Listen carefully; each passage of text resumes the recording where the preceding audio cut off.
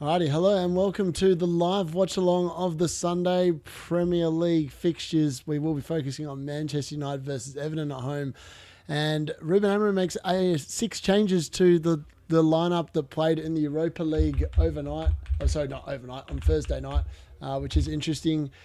And I don't know, I don't really rate the lineup, but they are playing Everton. Everton don't score many goals, so I'm guessing that it's going to be a pretty decent game, to be fair. So we're just going to see how we get on. But yeah, look, I'm excited. Fantasy score wise this week, it's been a little bit hit and miss. It's actually been very hit and miss, to be fair. I've actually had no players return except Backroy Saka as my captain, and let's be honest, that has been fantastic. So hopefully, long may that continue, but we'll just have to wait and see how that continues moving forward. But the lineups are coming out now. The teams are coming out now at Old Trafford. I'm excited because very soon I will actually be there and I'll be watching the Bournemouth game on the 22nd of December. So in 21 days' time, 3 weeks today, I'll be at the football, which is exciting. And then I'm back there on the 30th to watch the Newcastle game as well.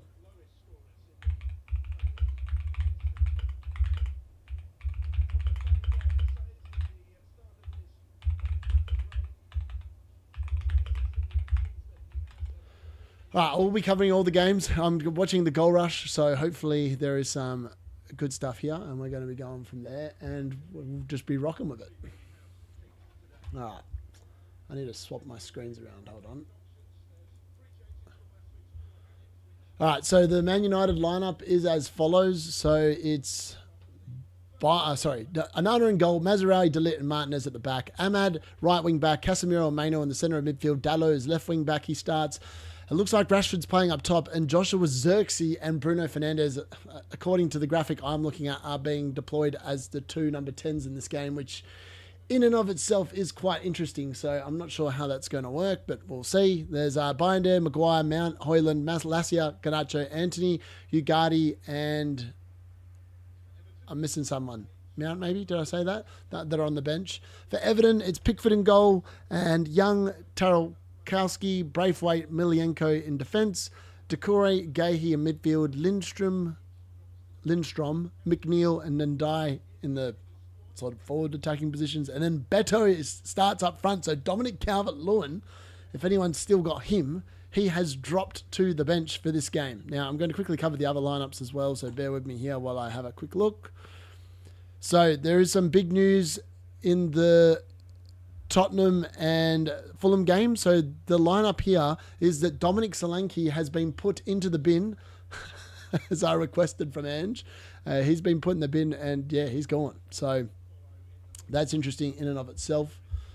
So yeah, we're just going to have to wait and see how that one goes moving forward. But he's in the bin, and Spurs lineup is Fraser Forster in goal, Dragusin, Udogie, Porro and Davies in defence, Basuma, Maddison and Sarr in midfield.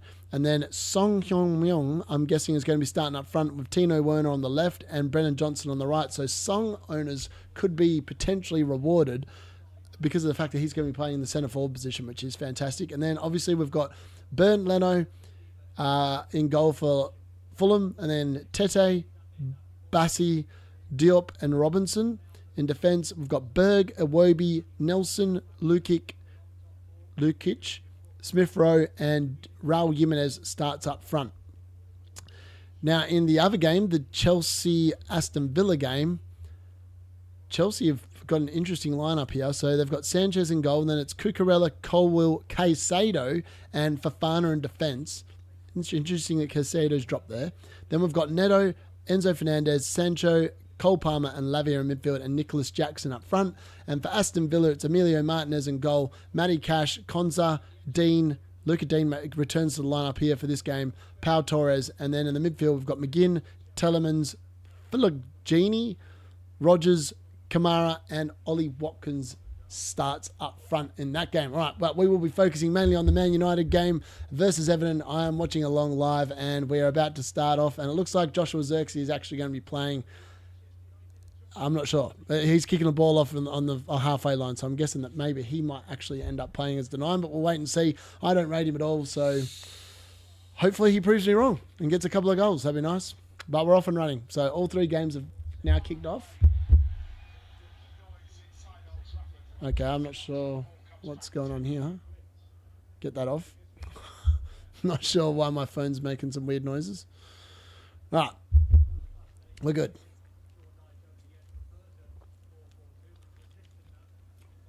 Love the vids. Thanks, buddy. Thank you. And make sure if you're new as well, and please press the subscribe button if you haven't already. I am kind of new. I've only just started this season, but I thought I've got a unique take on stuff. And it's something I want to do for ages. And I bought a brand new PC with massive monitor for all this stuff. So that's definitely helped. I'm glad you're enjoying them.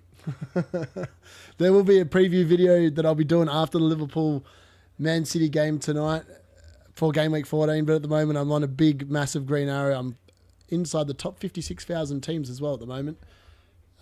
Thanks to Bakary Saka doubling up his 18 points as my captain. He's the only player that's actually returned for me. So I've got Bruno Fernandes in this game, and Cole Palmer and Nicholas Jackson are playing for me in the Chelsea game. So I'm hoping the rank can continue, but I'm also kind of hoping that Cole Palmer and Mo Salah and Erling Haaland all have dud weeks, even though I own 2 of them, because if they have blank weeks, that green arrow is going to be really big having Saka as captain, because that's just a bonus 18 points. Bruno Fernandes looks like he's playing in the 10 position. I was wondering whether it'd be Maino playing there, but Maino's definitely playing in the heart of midfield with Casemiro. So Bruno hopefully will get a bit closer to goal. Hopefully get a few assists and a couple of goals. That'd be nice for the rank. Considering he's only owned by, I think, 15% of the comp as well.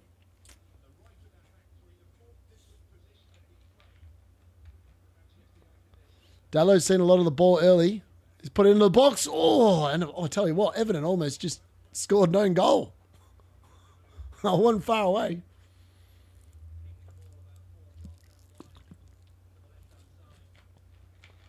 Yeah, Pedro blank, man. I know. I called it right on the deadline stream where I said I'm going Saka captain, and yeah, João Pedro was a good shout, but he unfortunately wasn't that good. Yeah, cheers, buddy. Thanks, Ricardo. Thanks for joining. Yeah, I do a Man United pod as well, because obviously I'm a Man United fan, but I tell you what, that's some weeks I actually struggle to do it because it's just depressing watching us. Mainu! Oh, Pickford with the save. No, that's a bit more quality. It was good. It's good to see Mainu back in the team here. I'm excited for that. It was a good turn. I actually thought that's why Mainu potentially could play in the number 10 role, because he does look good when he is forward. Brought in Strand Larson for Pedro on the -4. Mate, Strand Larson had a great game for Wolves yesterday. I mean, all the talk's been about Cunha, but Strand Larson was banging. He was super good. 2 well-taken goals as well. That headed goal was fantastic. And then in the second half, he took his time to finish the second goal, but it was an emphatic finish when he got there. I mean, the annoying thing for me, I had Kirkes sitting on my bench, and Aït-Nouri played. And obviously, Aït-Nouri ended up with 0 points, considering Bournemouth scored 4. And Kirkes obviously wouldn't have gotten any defensive returns, but he got the goal return, which it's frustrating when you leave points on the bench. He's the only one I got wrong, because Isaac obviously went off injured, and he was the forward I left out this week. So I called that right. You know, he's the lowest scoring forward I've had so far. Brian Mbeumo, though, has been very disappointing. I've actually already made my transfers for this game week. Brian Mbeumo I actually transferred out. He has now become Matoma, and I got rid of the double up on the Brighton defence, because if they can't keep a clean sheet against Southampton, then I don't want to be playing 2 of them every week. So I was either going to be Verbruggen to Raya or Timber in for Van Heck, and I ended up going with Timber in for Van Heck. I feel like that combination is going to work better for me. I still like Verbruggen in goal. He gets a lot of save points, so, and Brighton don't concede a lot, but they do concede stupid goals. I'd sell Wood. Wood is 100% sell now. You thank him very much for the fact he got a penalty and obviously 3 bonus points last night. I actually saw the penalty, man. When the Nottingham Forest, the bloke, he like almost had a delayed reaction, and it was like the most theatrical dive ever. But he did make contact. He made the most of it though. But like Chris Wood, he's been super good, and I did one. I did think he would return against Ipswich. I just thought he'd actually do more. When he got the penalty, I thought, oh, he's probably a lock to probably score a couple more goals, but he didn't in the end. And yeah. But I think he goes now. Nottingham Forest, their run of games, I mean, it's hard to predict because like he has played pretty well all season, and he's obviously going to be back starting because obviously he's not travelling to New Zealand midweek. But I wouldn't even be surprised if he gets benched in the midweek game because like he's 32 years old, so it's going to be a weird run of fixtures in midweek. I think there's going to be some benchings, and I don't even know who to captain in midweek because of the fact that, I'm concerned that Cole Palmer's only been playing one game a week. And is he going to play like the full game against Southampton, or are they going to rest him because it's Southampton? I don't want to be running the risk of like picking a benched player. That'd be no good. United are dominating the possession here early doors. How good's Mazraoui though? I actually really rate him, and the fact that he's definitely starting, I think he's a nailed lock in the United defence. I think that once the City game and the Arsenal game are over and done with in game week 14 and 16 respectively, I think that Man United defence are definitely a worthy look. I think we're going to keep some clean sheets. If Everton scored it, I'll be bloody well shocked. I've got this down as a 3-0. Hopefully a couple of Bruno Fernandes goals would be nice.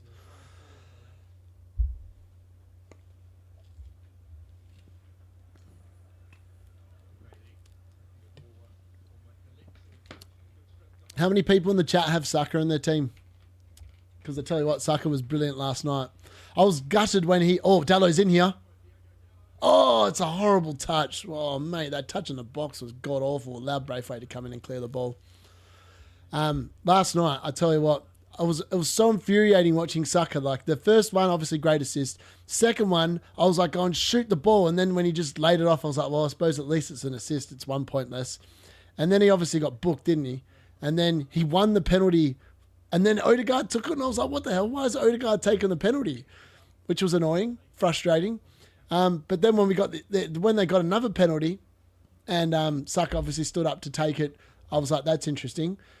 I don't know why. Maybe he doesn't like taking penalties that he's won. I'm not sure. It just seemed a bit weird. I'm out on the edge of the box. Holy shit, that almost went in. That was a good block. I thought that was going to go in. Mad. Yeah, best Prem signing this season. I think Mazraoui is definitely the best Prem signing this season. Oh, holy hell, Everton in here. Oh, Beto turn. Oh, good covering there.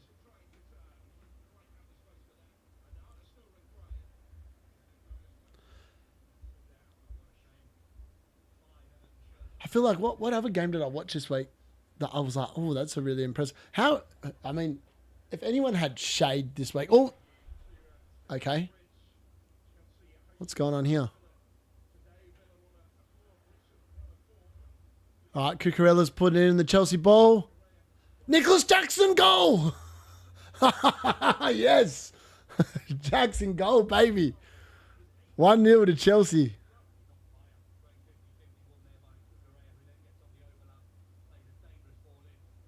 Cucurella assist. I tell you what, that's brilliant. That is. Where's my chat?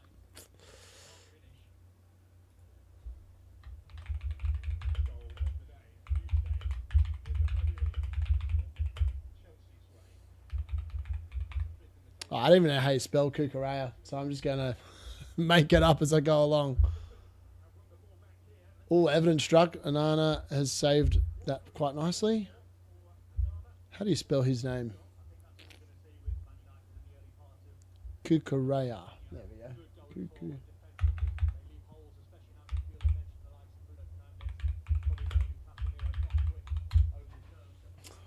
All right, there we go. Forest deserved 2 more pens. Yes, I tell you what, man. Yeah, they were a little bit stiff. 100%. I could definitely agree with that. There were some questionable calls. I mean, the refereeing standard in the Premier League this season has been bang average across the board, really. I've watched some games. Like, I just think about like when Eric Ten Hag got sacked, and like he needed to be sacked. He should have been sacked at the end of last season, but he wasn't. But that West Ham game was an absolute joke of a decision. How that was ever a penalty. I still don't understand how that was a penalty. And I even feel like Coot, like now that he's been suspended for all manner of allegations, He must be. When he went over to the VR monitor, it was just the Mike Walliver show. Mike Walliver just loves impacting games that are like high profile or involving high profile teams. Rashford's just whacked I don't even know what that is, into the box, and it's miserable.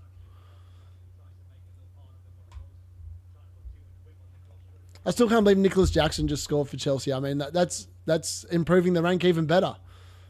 And I did read someone that there's one person in our WhatsApp chat accidentally sold Haaland for Jackson, and he had Haaland captain last week and forgot to change his captain, so he's got Nicholas Jackson as captain. So that's going all right for him so far. So I'll be interested to see whether he gets any more. I mean, Jackson last week was unbelievably good. I was just annoyed I left João Pedro on the bench for Isaac last week. Tell you what, Everton are getting some space in between the defence in our midfield. I feel like it's going to take a little bit of time for the back three or system or whatever you want to call it to click. Oh, Dalot though. Dalot just gives them the ball there. That's just poor. That is.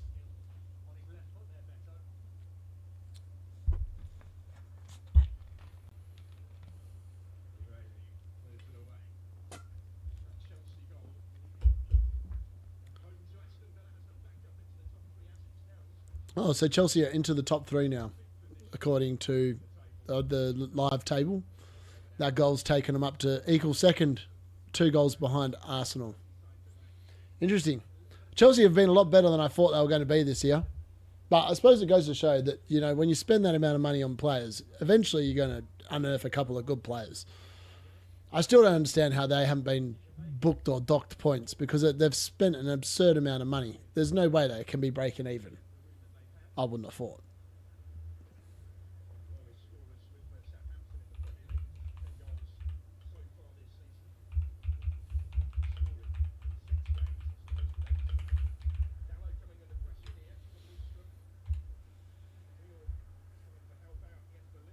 Yeah, United are looking shaky at the back. You're 100% right, Trevor.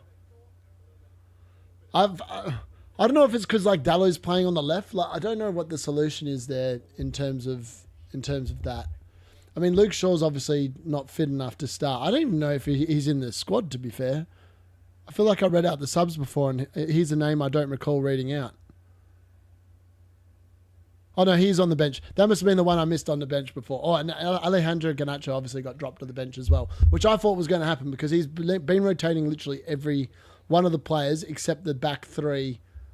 Once Martinez was obviously fit, he's been in, and Delit and Mazraoui played every game. Joshua Zirkzee with a great ball, Ahmad! Oh, he's mishit it. Oh, that's annoying. That's disappointing. Disappointing.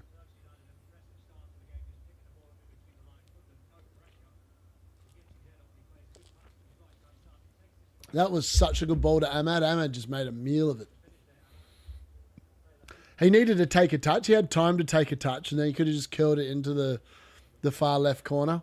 But unfortunately, he's just, he's cooked it.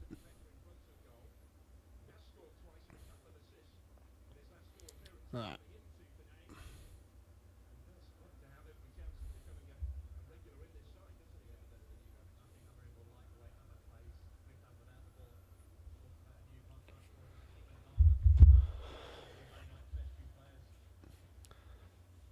Yeah, Ahmed's been great. That was definitely one of his low lights of the season. He probably should have done much better with that chance. United in general just aren't a very clinical team.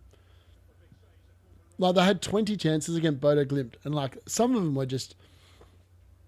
Some of Garnacho's decision-making and finishing and final ball delivery has just been super poor this year, I've felt. We've just conceded a corner, so let's see what Everton can do from that. Hopefully not much. I wonder if people will start to sell Cole Palmer if he blanks again. He's worth a lot of money. In my head, I was going, if there was a player I was probably going to sell, in order to bring back a Haaland for like an Isaac, it would probably be Cole Palmer. I think I'd keep Saka, and obviously I'm definitely keeping Salah. He's been so good. It pains me that I have any Liverpool players in my team, but if you go without Salah, I think you're just asking for trouble this season.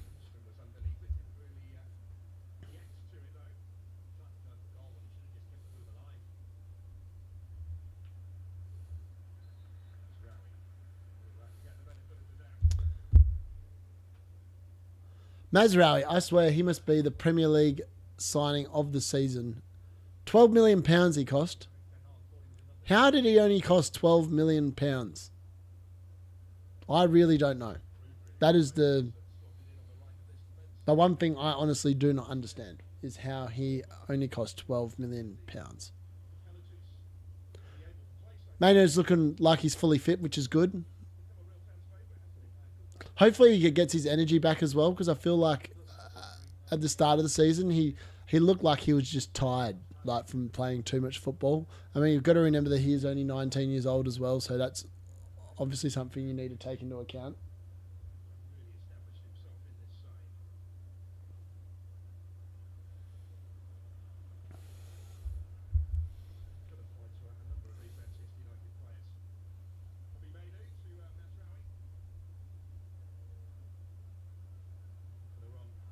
Oh, Ahmad's in. Oh, he's cut it back. Oh, it's just Rashford. I feel like Rashford could have gone a bit quicker there, and he probably would have got onto it, and it would definitely have been a shot on goal. Oh, Rashford's. Oh, okay. The ref's played a free kick.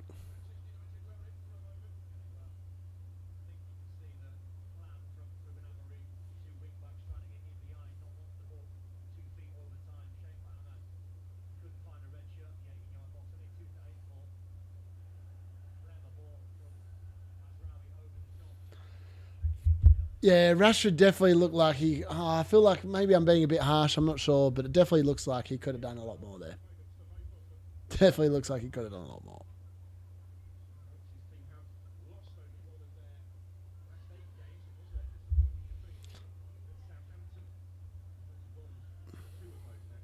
Haaland would have got it. Interesting. Oh, well, will Haaland actually score tonight? Like, there's no Canati for Liverpool. Also, that's something I wanted to talk about before. I forgot about this when I was talking about Arsenal. Now, Gabriel went off injured yesterday. And, yeah, that's problematic. I'm pretty sure he went off with a concussion. And if he went off with a concussion, he will not be playing this week. I'm not sure what the protocol is. I feel like it's at least a week. And he definitely got punched in the head. And that's why they obviously got the second penalty against West Ham. I just feel that that could be interesting. Like, obviously, lots of people doubled up on the Arsenal defence, and obviously Gabriel was the only one to return with obviously the goal last night. But it's definitely something to keep in mind moving forward. That's for sure.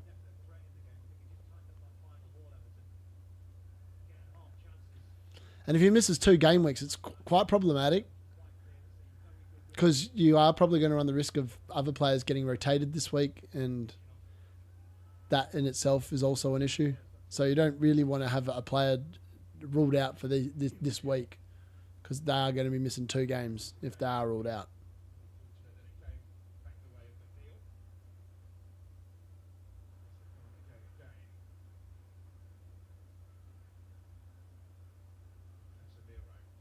Xerxes actually not looked too bad this game. Oh, Bruno with the ball. Rashford.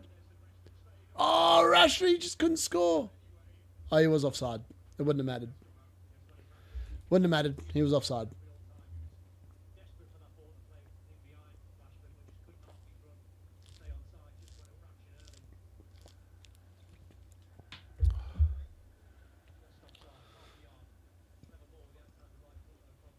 Oh, man. That's the only problem I've got Rashford in this position. He just doesn't... Oh, Aston Villa, I think, have scored here. Oh, no, they didn't. Robert Sanchez denying Ollie Watkins. Oh, Ollie Watkins did everything right there except finish. He went past the defender beautifully, and then he's just he's gone for the underneath the leg shot, but it just has not come off. Unlucky for Ollie Watkins.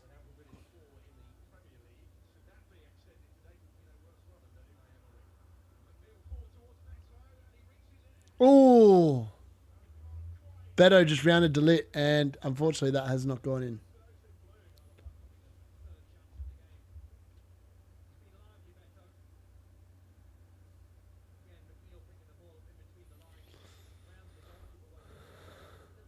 Oh, I'll tell you what, Beto's got closer there than what Dominic Calvert-Lewin's been going for Everton over the last few weeks, that's for sure.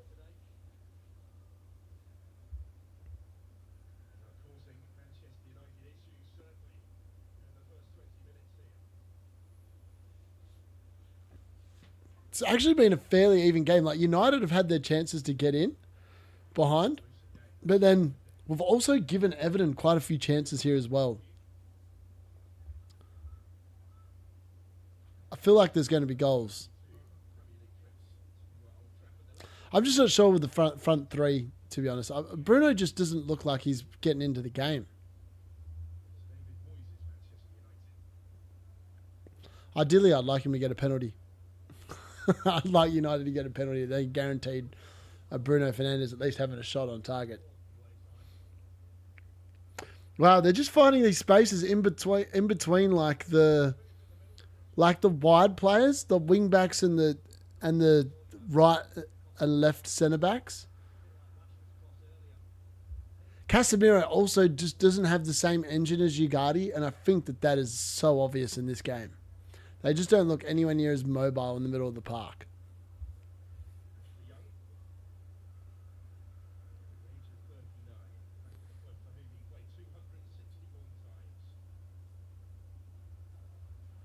I feel like also at the moment it just looks like Everton are running more than what United are running. So that's also interesting in itself as well.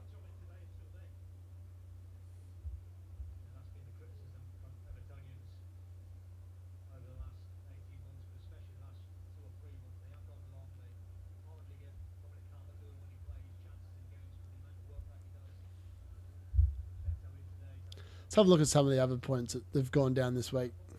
So obviously Brighton drew 1-1 with Southampton in the Friday night game, which was super disappointing from my double up on the Brighton defence. This is the game where I penciled in a clean sheet. And I was absolutely gutted that they did not keep one. Super annoying.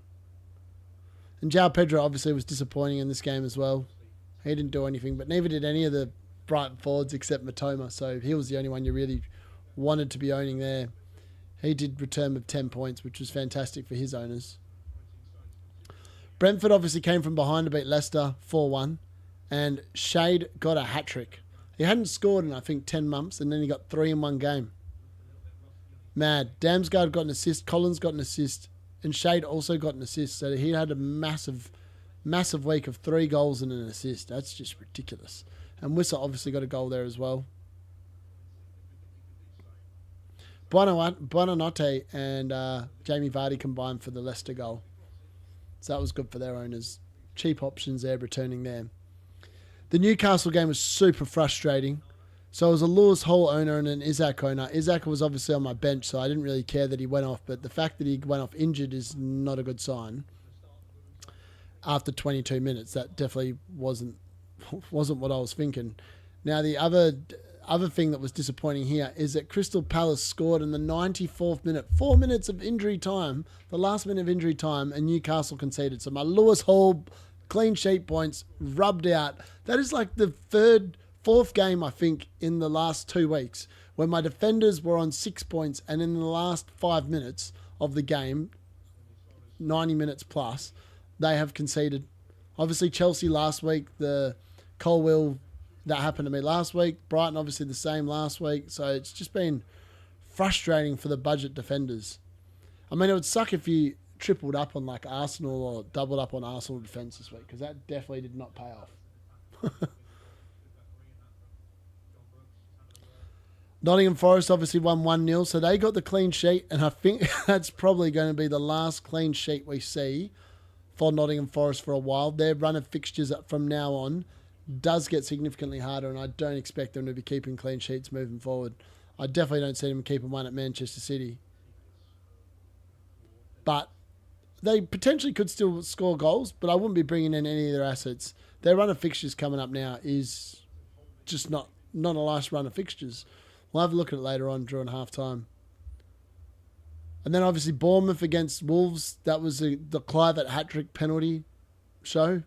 So weird. And obviously Kirk has scored in that one, which is disappointing for me. And then Strand Larsen with a double. So all those people there's lots of people this week I know for a fact that sold Strand Larsen to João Pedro. How annoyed would you be if you did that? And some people I think even took like a -4 for doing that, from what I could read. It just that's the problem with FPL. It's like a lot of it is luck based, and just getting a little bit lucky on the day. But you got to feel very annoyed if you had Strand Larsen and he just scored twice and got 11 points. And that's just unfortunate. I mean, Cunha didn't return at all, so I didn't feel bad about not owning him this week, because obviously I got rid of him in game week 12 wildcard. And then, yeah, the Clivert hat-trick from the penalty spot. I mean, like, I don't think I've ever seen a hat-trick of penalties before in a game. I'm intrigued to know if anyone else is... I can't remember a hat-trick of penalties. Bruno Fernandes plays out to Dalot. Back in. Nah. Dallow's balls, man, they're just... For want of a better term, they're just pretty bang average, to be fair. And then, Everton are away here. Oh, no. Poor ball from McNeil. And then, obviously, the other game that happened yesterday was the Arsenal-West Ham game, and that game was just unbelievable. There was 7 goals in one half of football. 5-2 to Arsenal. A hat-trick of Saka assists and a goal. And his 18-point haul, I'm riding back inside the top 100,000 teams. All on the back of back row Saka. Also, how good was Emerson's free kick for West Ham? I think that is the best free kick that we are likely to see in the Premier League this season. I'd be shocked if we see any better. It was one of the best hit free kicks I can recall seeing in a very long time.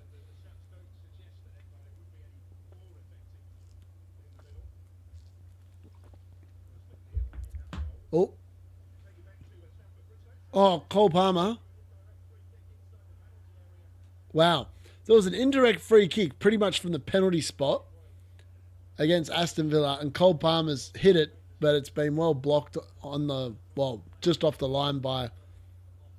Oh no, it's actually been saved by Martinez. Mad.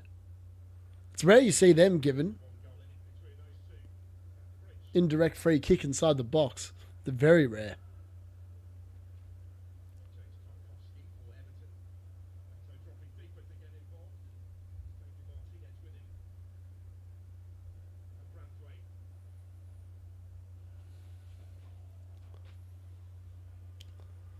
I'd like us to start doing a bit more in this game, like turn the screws a bit more.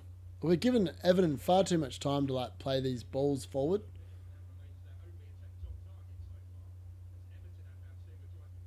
Well, Dwight McNeil's pushing forward here. In fact, he's gone for a bit of a run, but thankfully he's been stopped in his tracks. And now Bruno Fernandes is away.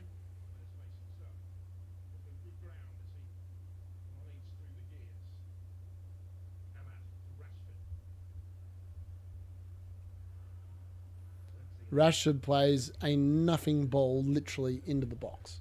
What the hell?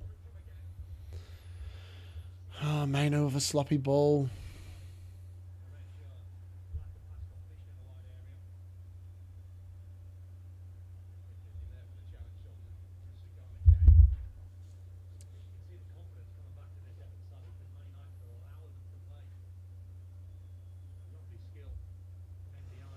Yeah, we're just providing too much encouragement to Everton.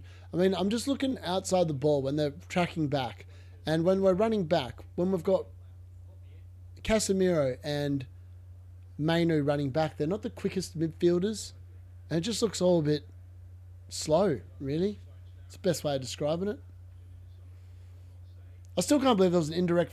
I want to know what actually led to the indirect free kick. It's very rare you see them given. So... not sure why it was given. But it was a great position, but it just couldn't finish.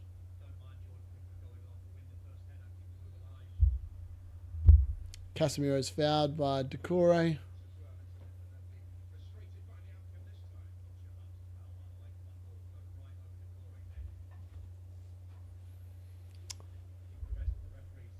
Oh, that was an easy foul. I don't know why he's even complaining. I just don't... I wonder how long it will take to click in the Amarin system. Like when we'll start seeing proper 90-minute performances.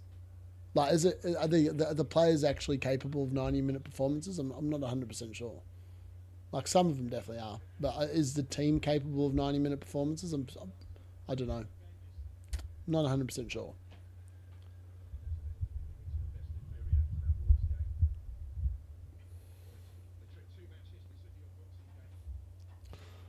I'm excited to watch the football, though. I'm very excited to go back to Old Trafford in 3 weeks. It's going to be mad. I don't know how I'm going to go with my video uploads in the time I'm in the UK.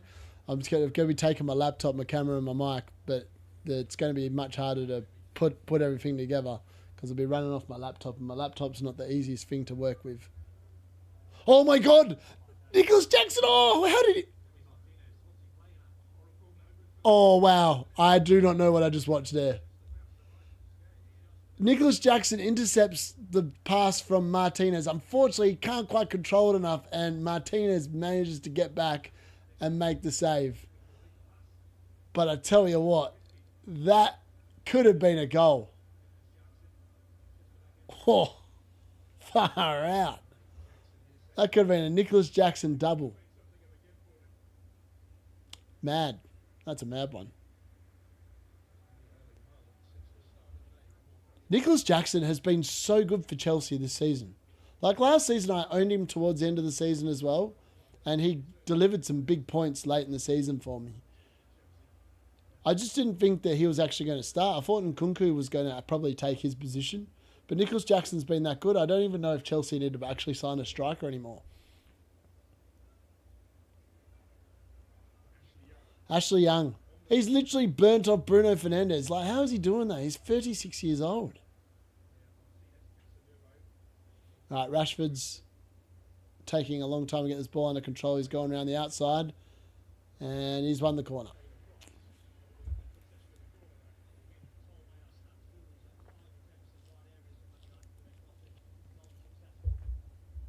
There's been no updates from the Tottenham-Fulham game, by the way. There hasn't even been a remote chance because they've not flashed to show any updates from that game at all.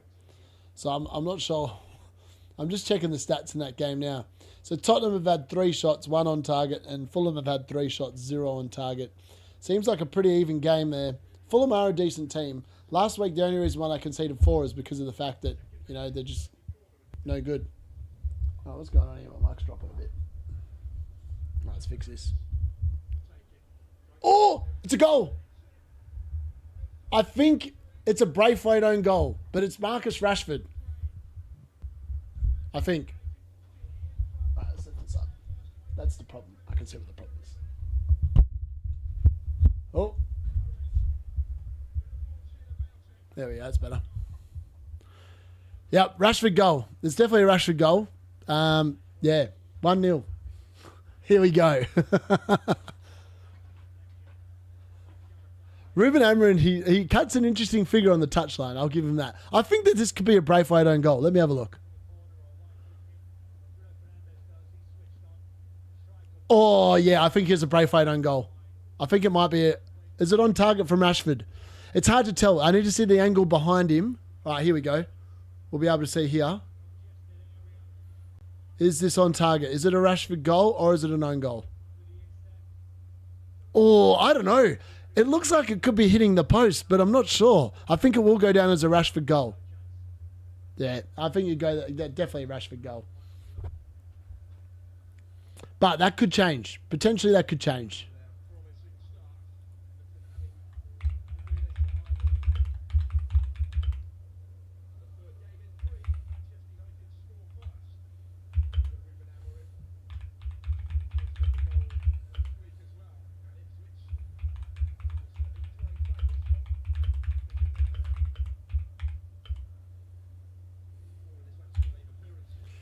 All right. Yep. Rashford 1-0, Manchester United. All right, that's better.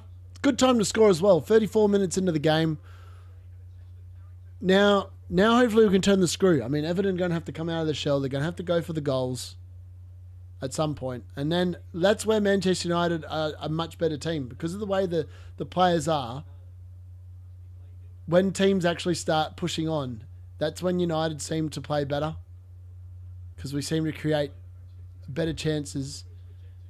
But we'll just have to wait and see how it turns out. I mean, it was quite a fortuitous goal. It just happened to fall to Rashford on the outside. But I did say that Marcus Rashford, there's a reason why he should be in the team. And all these people...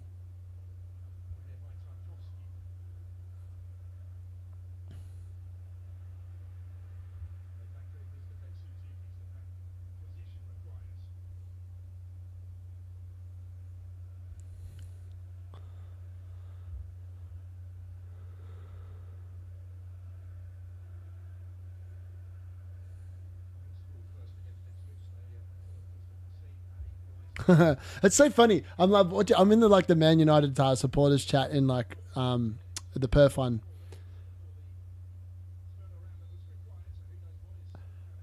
and the Rashford hate in this chat is unbelievable.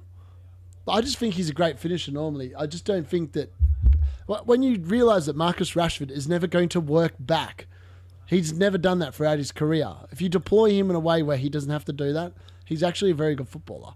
He just needs to, not be asked to do much pressing because he's no good at it. He literally does like a novel service. But it's good. That's two goals in 2 Premier League games now for Marcus Rashford, so he's looking good. I mean, if you're coming back in the team after... I'm still unsure whether he is the number 9 in the system. Like, it's been quite fluid.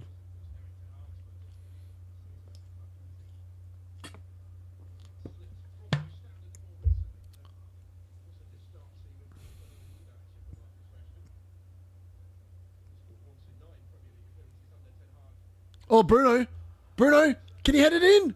Oh, he can't quite get there. 4, that was interesting. Ahmad's out on the right side. Mazraoui, what a ball. Oh, Rashford, loose touch, man. Loose touch.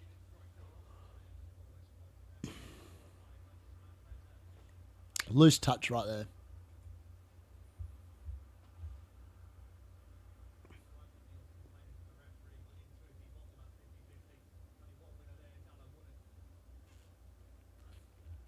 I want to know, let's see what it's been recorded as. Who got the assist for that?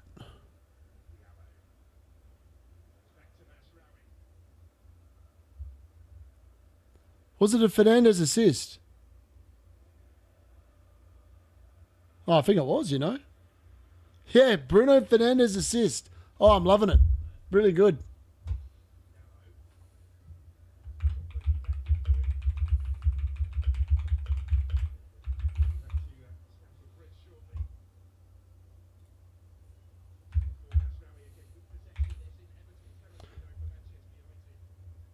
Cole Palmer has an assist as well.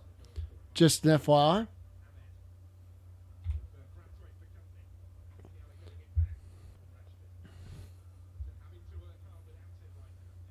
I wonder who scored for...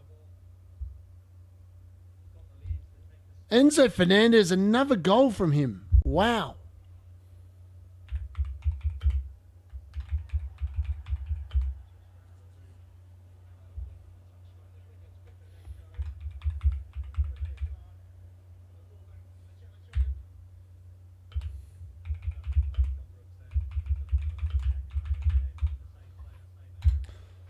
All right, well, Chelsea are now 2 goals up to the good against Aston Villa.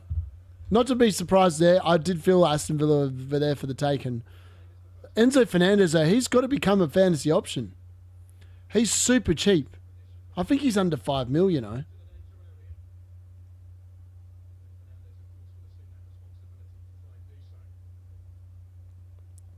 Enzo Fernandez, how much is he? I'm sure that he is cheap. Enzo Fernandez. He must be under 5 mil.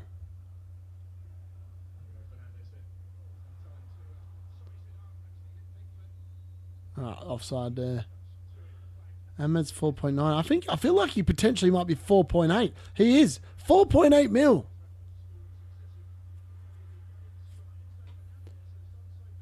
How is Enzo Fernandez pulling this form out? He's gone 12.6 points and 4 points all in his last 3 games. He's hit some really good form. Wow. Enzo Fernandez. Beautiful stuff. He's definitely an option. 4.8 mil. I'm surprised not more people are bringing him in. Chelsea's run is amazing. I mean, I suppose he's been one of them players you've got to see if he's actually going to be playing in the team. And he obviously hasn't been playing in the team that often, but mad.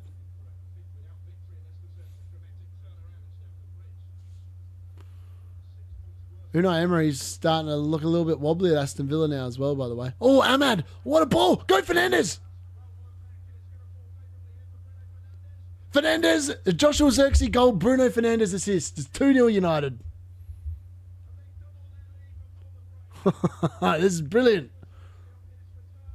What a watch along.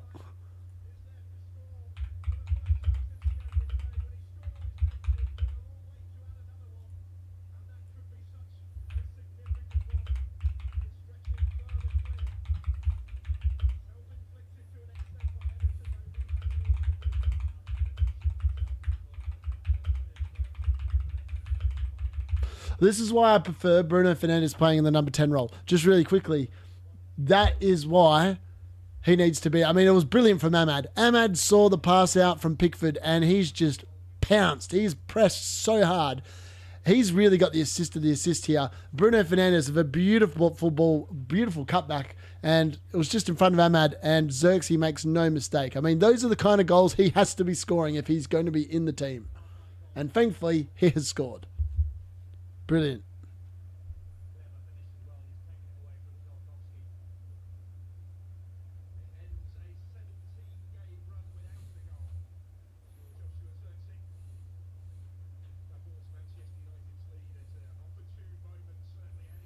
Another Fernandes assist. I love it. This is brilliant.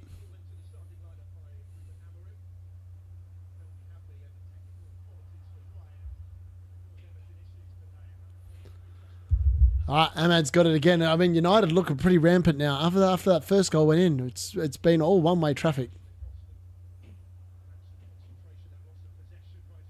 Oh, Fernandes has won the ball back from Ashley Young.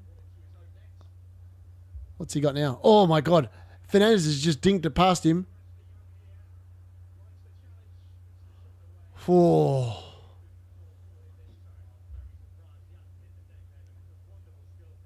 I feel like potentially that should have been a penalty.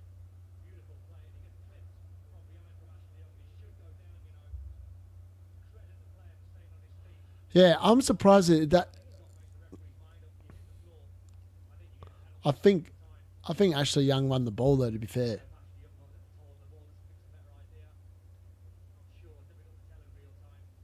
Oh, maybe he didn't. Maybe he should have just gone down. It would have been a goal. Oh, I should have fallen over.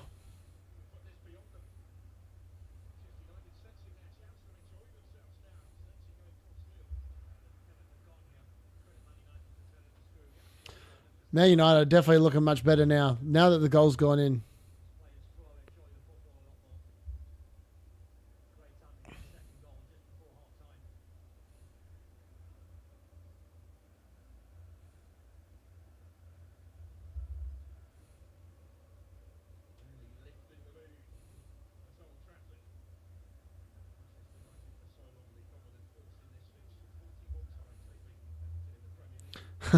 Lots of love for Ahmad in the supporters club. I love it.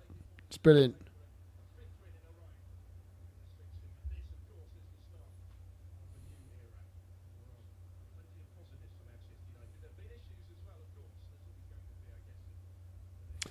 All right, the good news is my team score now has risen again, up to 62 points now. My 3 players have got me 7, 4 and 5 points so far. Oh, Tottenham against Fulham. Oh, and Iwobi's just hit the crossbar against Tottenham. Oh, he's hit that so well. That's so unlucky. Far out. Wobie smacked that. That's a great save, actually, from Forster. I'm pretty sure he got a fingertip save to it. Mad.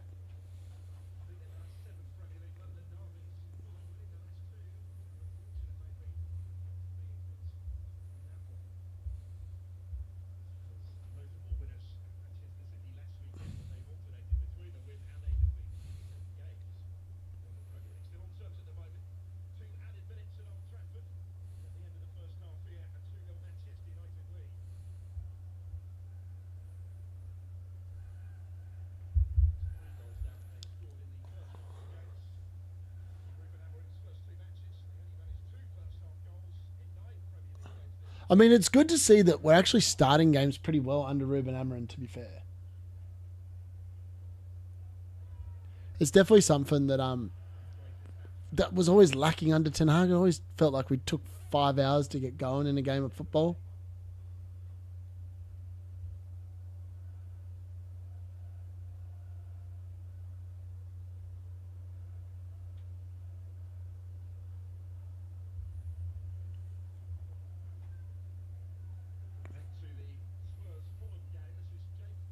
Oh, James Maddison has just hit the post off a free kick.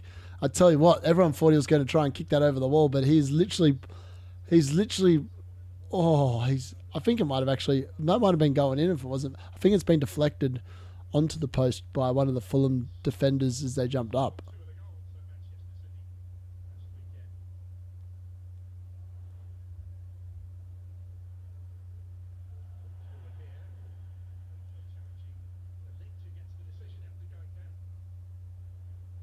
I mean, this Man United game against Everton is well on track for 3-0 now.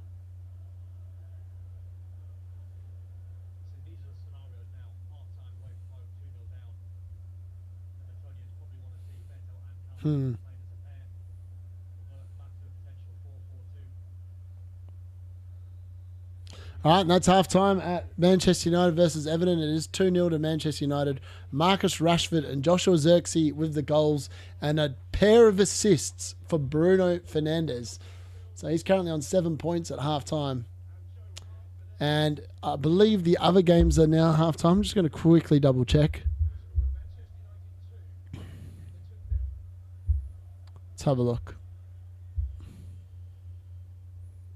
Yep. So the Chelsea and Aston Villa game still hasn't reached half time.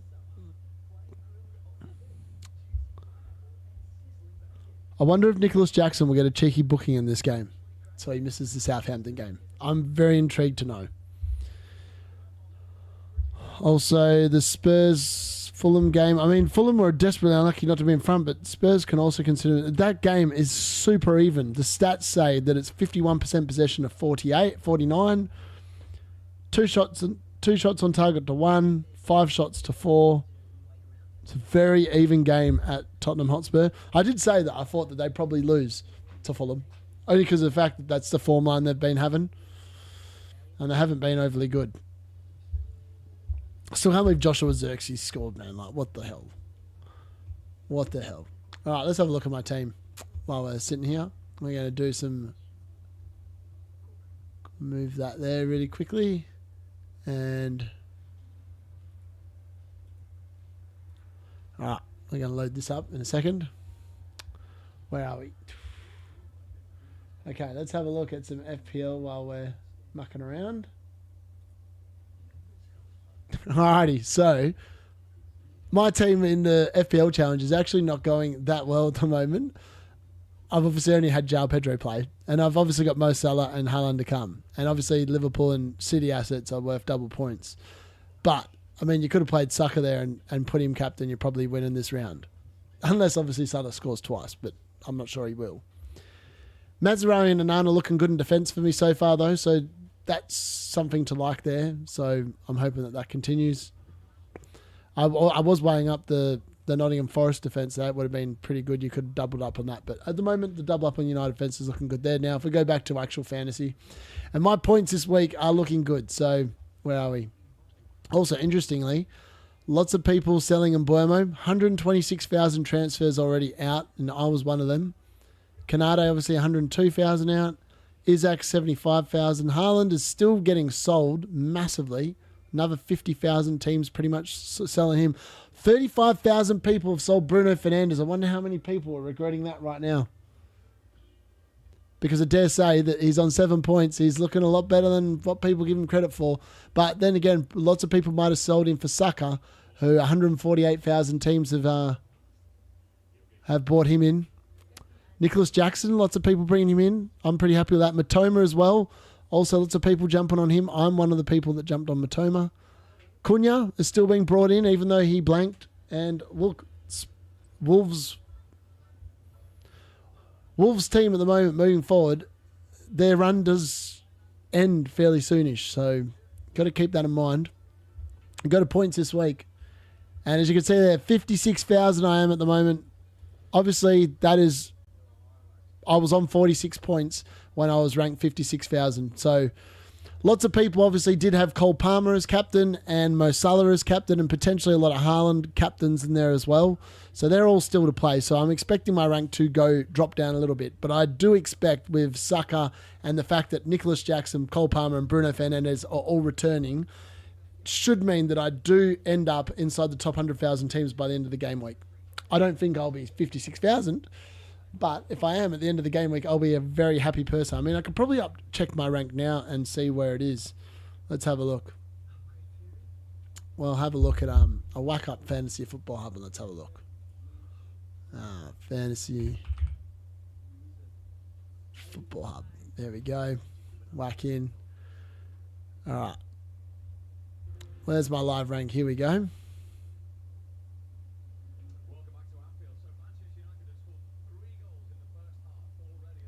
Bonus point system. Apparently Enzo Fernandez, Nicholas Jackson, and Cole Palmer at the moment in there.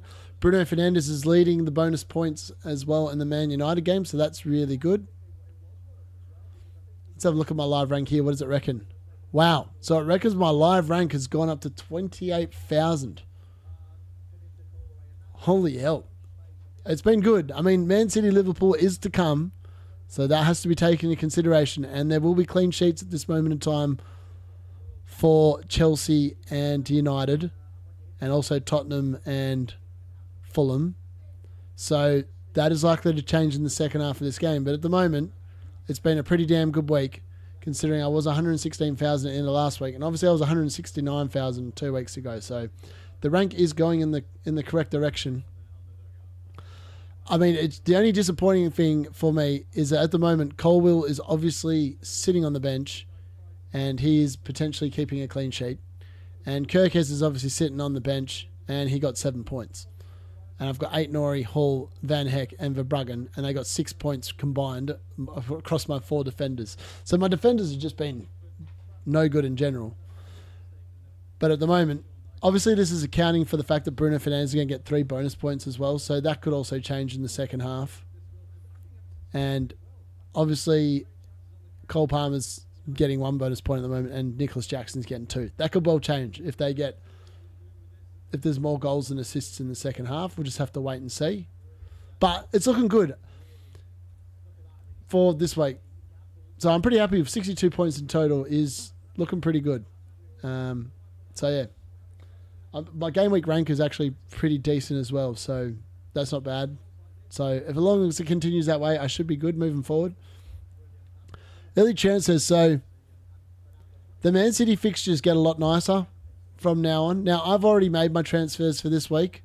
So, Jurriën Timber has come in for Van Heck, and I've still kept my Brighton triple up, and that's Matoma. Now, I was thinking of actually taking a -4 and getting rid of Bruno Fernandes for Odegaard, but the fact that Fernandes is now returned, I feel like the Arsenal Man United game. Whoops.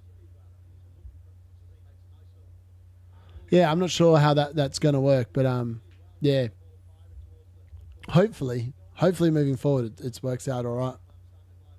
But Isaac's a bit of a concern. The fact that he's now injured, his numbers of his percentage has dropped. And I mean, this is annoying. Isaac's been injured quite a lot. And I thought that his run looked really good. And realistically, maybe I should have just bought in Jackson and kept Cunha instead of getting in Isaac on wildcard. I mean, as long as he's right for Brentford, and if it's a hip injury, you would think that he's not going to be missing too many games. If it's just a hip injury. Maybe it was like a contact injury. I didn't actually see the injury. So I'd be intrigued to know what actually is wrong with him. But that run of fixtures coming up is not the best. Like next week, I wouldn't be playing him. He is scheduled to start on my bench next week. I'll have a look at the lineup I'm picking for next week. And then obviously I've got the Bruno Fernandes playing Saka. I don't know how I feel about that game in particular, but it is what it is. But look, yeah, so in Mbeumo, I've got rid of him. I have sold him, so I don't know. I just think that he's going to drop in price now. He's going to be like Luis Diaz. You've got to jump off, and he made me a lot of money. So I can't complain. And I sold him at the highest point that I could. What do you call it? James Maddison. Jared Bowen's another option that I really like the look of. But West Ham have just been so bang average. And they looked pretty at sea against Arsenal. I mean, it was a hard game, but they've got the new Ruud van Nistelrooy Leicester waiting for them in midweek. Then they've got Wolves at home. They might beat Wolves. Bournemouth away, Brighton at home. They're not the easiest games. And then they've got Southampton away. And then you don't really like the 19 and 20. But then I don't mind the run from then on. So I don't know. Maybe it is a play. He's only owned by 5.9% of the comp as well. 7.4 mil. He's not going to set you back $1 million either. So that's also handy. Clivert, though, we've got to talk about him. 1.1% ownership. Man. He just racked in 20 points for 1.1% of teams. What an enabler. I wonder how many people actually had him on field. I mean, they've got the Tottenham at home. And I think that is a game that you would expect Bournemouth to score in. Ipswich away, West Ham at home, Man United away, Crystal Palace at home, Fulham away, Everton at home. I mean, it's a pretty decent run still for Bournemouth coming up. I actually don't mind Bournemouth's run at all. Like, I feel like Bournemouth assets you could definitely keep for the rest of the season. I definitely intend on keeping Kirkes. He looks really good. I thought he was banging in that game.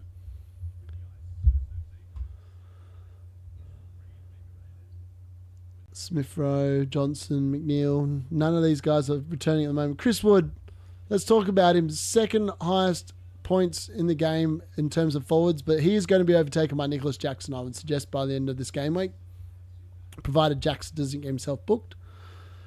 But he's been amazing. Like the points that he's got, and at 6 mil, he has been fantastic. I mean, he's not going to go up to 6.7, and I think he has reached his high point.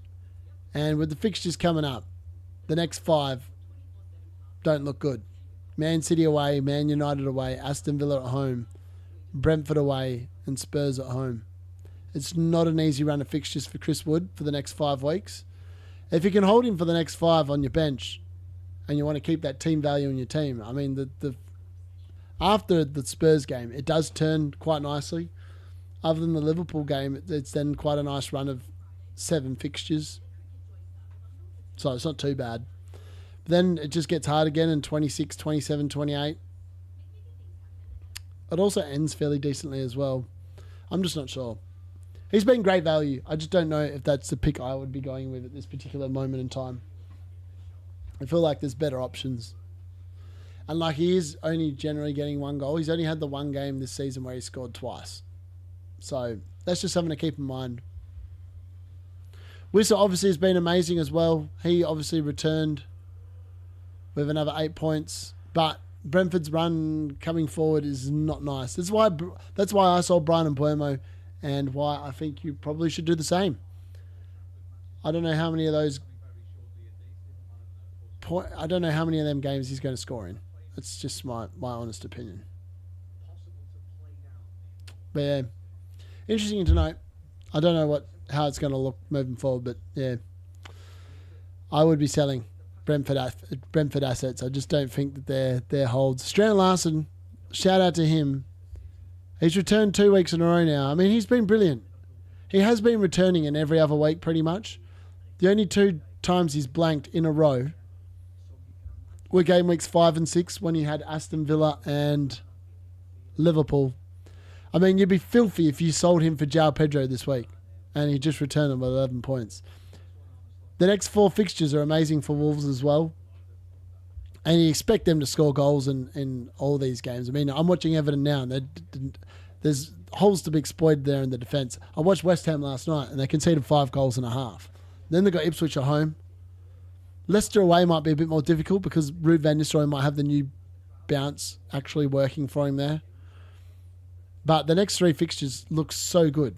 I would definitely be keeping Strand Larsen, even though João Pedro's fixtures are amazing as well. He's just starting, and he's been good. I mean, I'm not sure what he only had an expected goal involvement of 0.26 and he scored twice. That is the definition of outperformance. That's actually mad. Valenson as well, another player that I've been banging on about for a while. 3 assists this man got and 1 bonus point. I think he won all 3 penalties, What an effort, winning 3 penalties in a game. He's been really good as well. Other than the Brighton game last week, he has returned in the last 5 of the last 6 games. It's insane. He's been super good. All right, we'll talk a bit more fantasy later on. I am going to go back to the other screen because we are back. The second half is about to commence. All right. Let's get this show back on the road. All right, so the teams have both come out here for the second half. I'm interested to see if Joshua Zirkzee can kick on now that he's got his second goal. I mean, he definitely looked like a player that needed something. He's looked better today. I wouldn't say he looks amazing. I still don't think he's really going to work, but we'll see.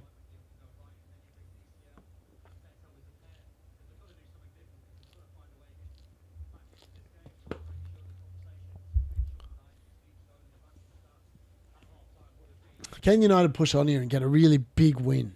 That's the question. Hopefully they can. I'm just going to turn the aircon off because I'm getting a bit cold.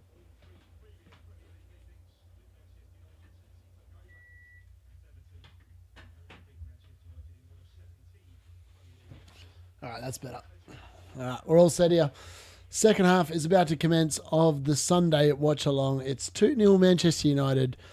Joshua Zirkzee and Marcus Rashford with a pair of Bruno Fernandes assists. And in the Chelsea-Aston Villa game, it's 2-0 to Chelsea. Nicholas Jackson and Enzo Fernandez with the goals, and Kukurea and...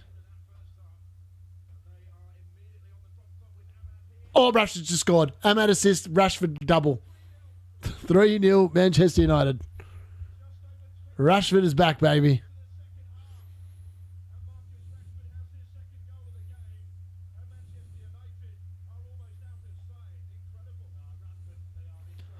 Rashford is looking sexy.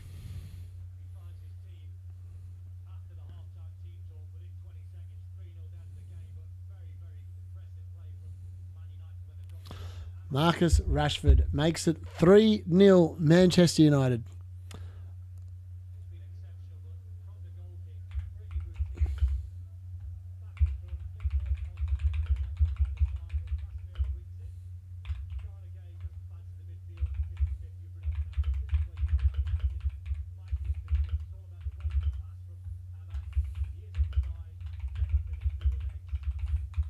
I can't believe how good Amad Diallo has been for Manchester United. Since he's got a run of games, he has been looking delicious. Wow. What a finish.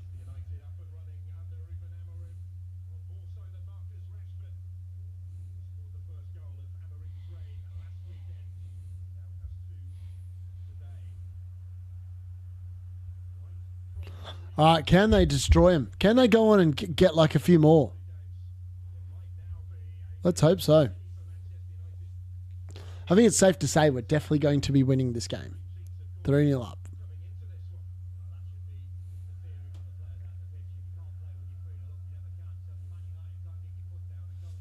Yeah, 100%. I would like us, the commentators are talking about like getting on and like going for more.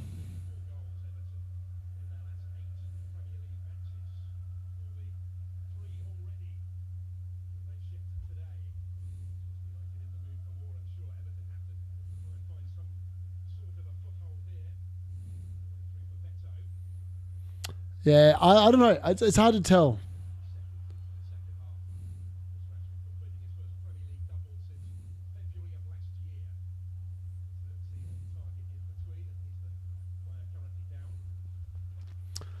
But yeah, this is really positive signs for Marcus Rashford and Manchester United. So definitely something to keep in mind.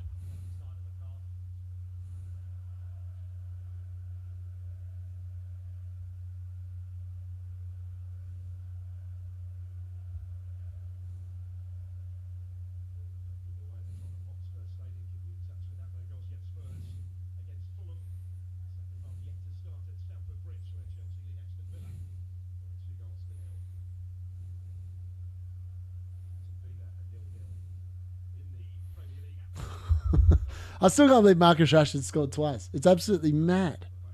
Mad. Oh, we've just given the ball away, and Mainoo's definitely taken a booking there. He's just hauled someone down.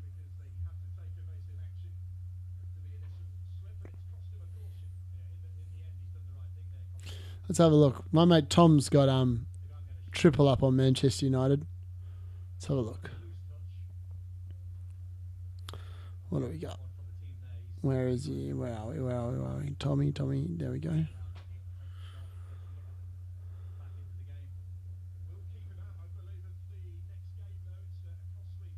Oh, wow. Mainoo's just been booked, which means he is going to miss the Arsenal game. That's frustrating.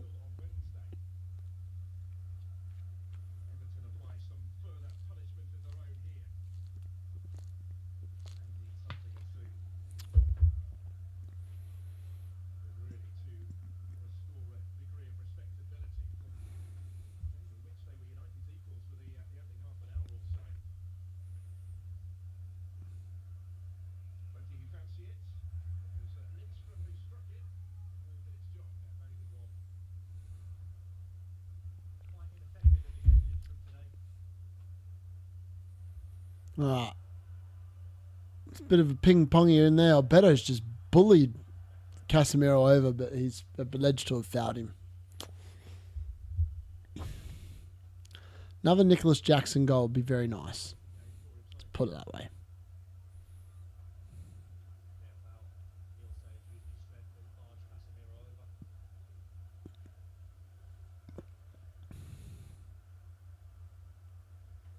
All right.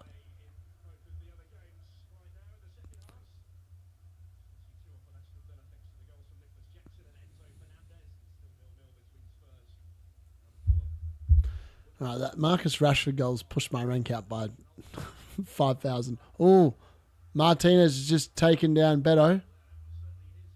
And he's also been booked. Couple of quick bookings here for United players after we've gone 3-0 up. Some sloppy play. That's a definite yellow. Don't know why he's doing that. Delit had it covered.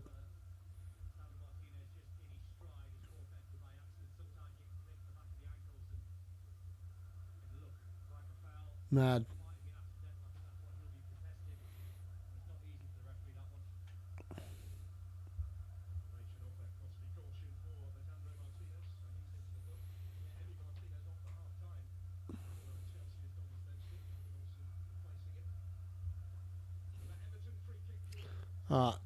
Can we keep this going?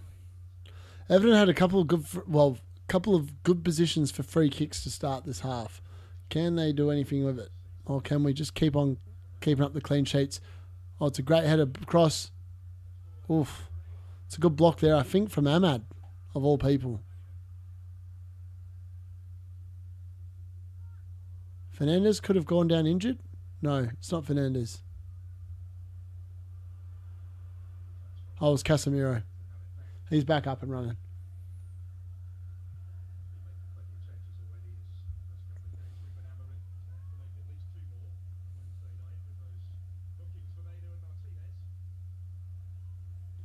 Oh, it's Martinez. Is that his fifth yellow card as well? Far out.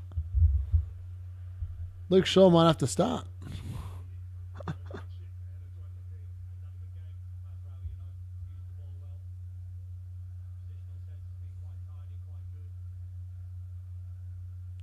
Costly yellow cards there, that's for sure.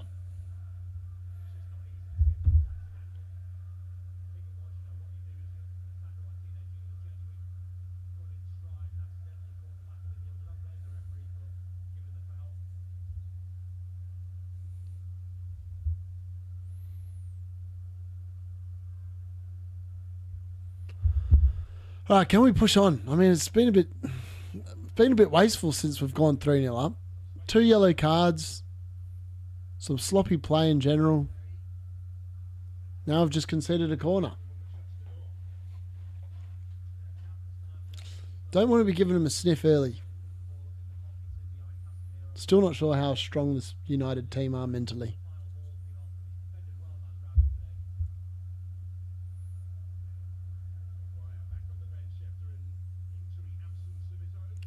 Harry Maguire looks like he's getting stripped and ready.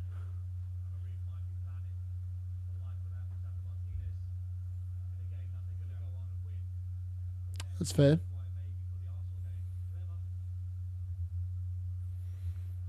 That would be very clever if that is what he's actually doing. Going to sub off Martinez for Maguire in order to prepare for the fact he's not going to be playing. Oh, Ahmad. That's beautiful. Rashford's away, but he's got no helpers. Wow, Marcus Rashford. He's looking good. He is looking good. Tell you what, if you played Molienko this week, you'd be very annoyed considering he's kept 2 clean sheets the last 2 weeks and today he's conceded 3 times.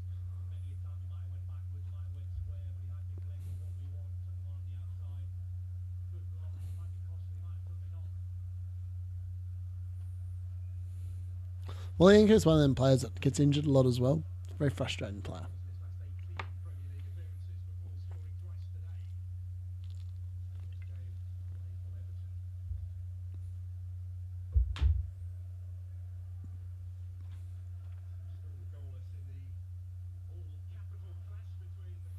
Fulham of another chance here.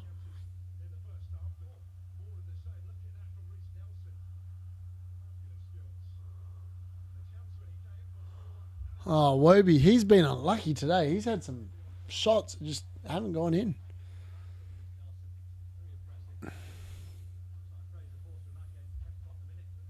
Yeah, Fraser Forster's played well in goal for Tottenham. Mainer's just been fouled. And we are going to get some changes here. It's Delit off for Maguire.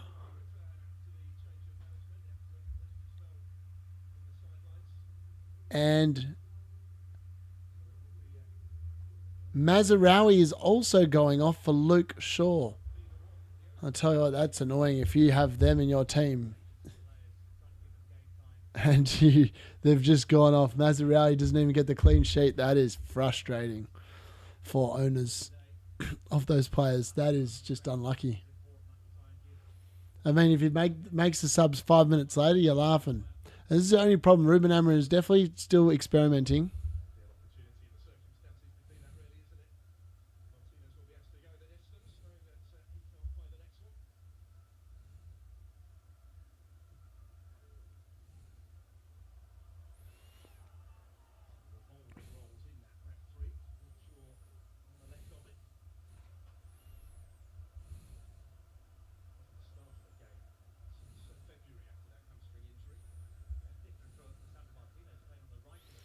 That is unlucky.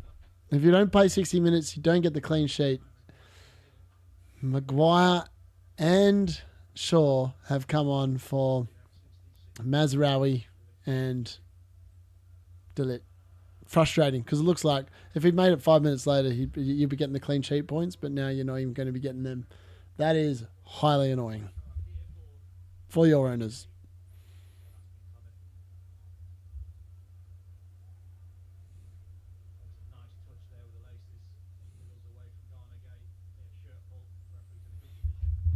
I don't mind it though. I mean, it's something to take into mind that Ruben Amorim in all 3 games so far has made aggressive substitutions well before 60 minutes. This is not a bloke that waits long periods of time to work out what he's going to do and stuff, which is, I think, is really good. Hopefully Luke Shaw he's playing 33 minutes now. Like Tottenham are away now. This is a Tottenham chance or is it a Tottenham goal?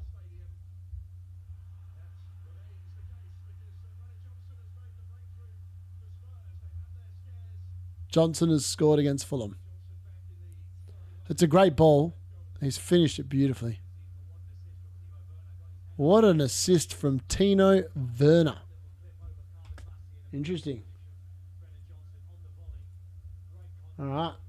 We've got goals in every game now. We've still got 3 clean sheets as well.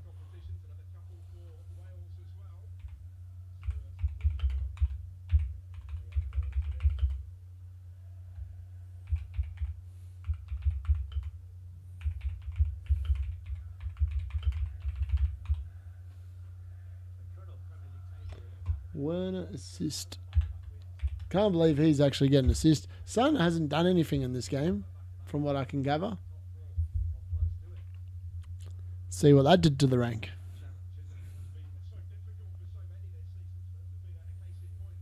Oh, Bruno Fernandes is in. Oh.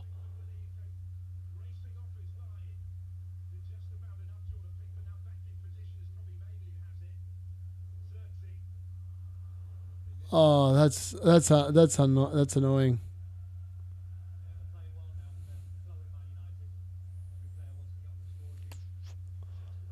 Mad. Bruno Fernandes almost gets in there. That would have been beautiful, but alas, he does not.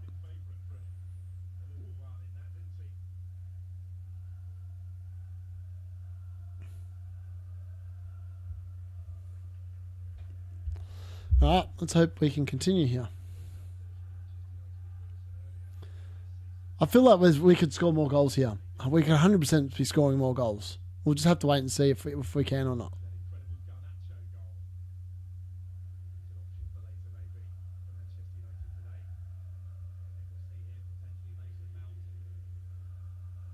Let them know it's Christmas time.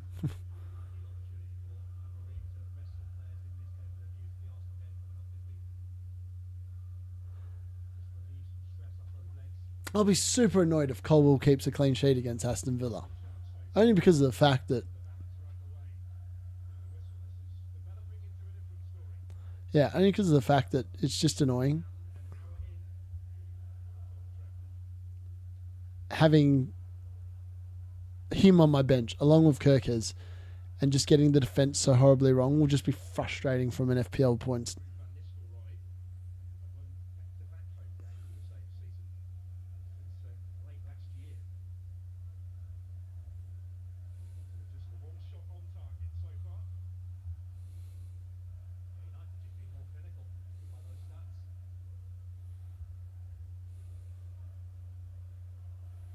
Yeah, I mean, the shots, it's only 8 shots to 6. So we've been pretty damn clinical today, to be fair.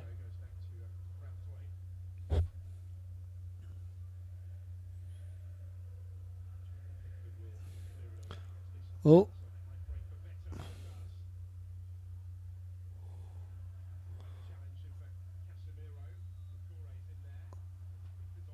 Hmm.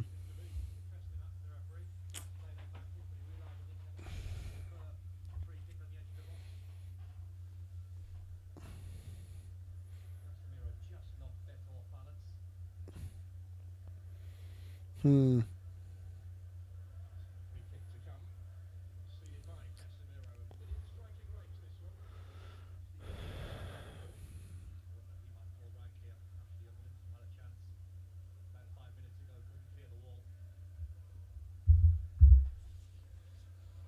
Man City.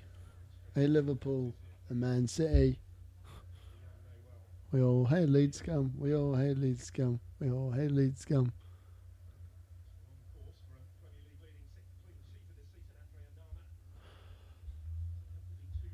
All right, it's another Everton free kick. I mean, I've seen a lot of these free kicks since we've scored the 3rd goal. All in the same sort of positions. You think that eventually they're going to finally get one right. Now we've made all these changes to defence as well, which is never a good sign.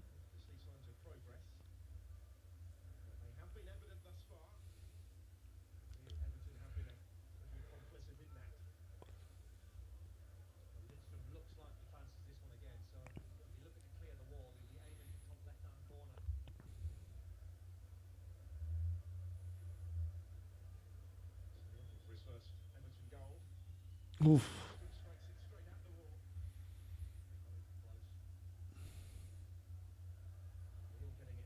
Oof. That was beautiful. Oh, Luke Shaw with a great header away from goal there.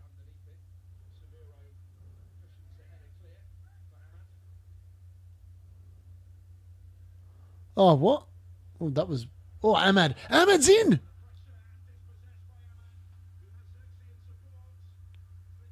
Oh, wow, it's 4-0. Ahmad assist. Oh, that is beautiful from Ahmad. Unbelievable.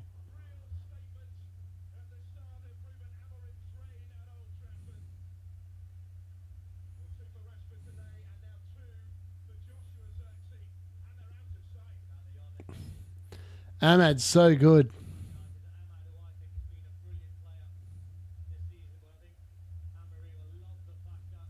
He needs to be in your teams. He's the... I don't know if he has to be close to the best budget enabler now. Ahmad Diallo with an amazing assist.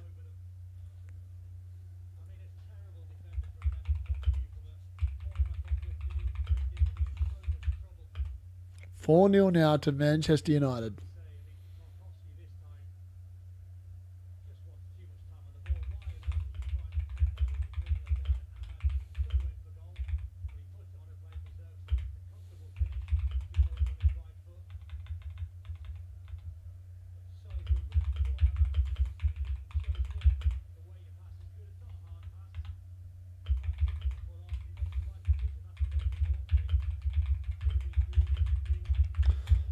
I can't believe that. Second goal for Joshua Zirkzee, of all people.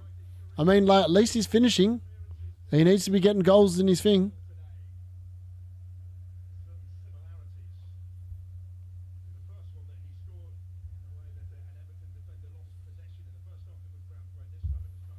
He has been absolutely brilliant. 4-0 now, 64 minutes gone. How many more can they get? All right, Garnacho and Manuel Ugarte are about to come on. And Bruno Fernandes is going off.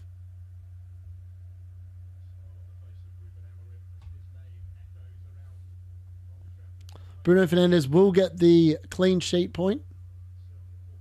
I don't think he's overly happy about going off, but it makes sense. He needs a bit of a rest. So I can definitely understand it.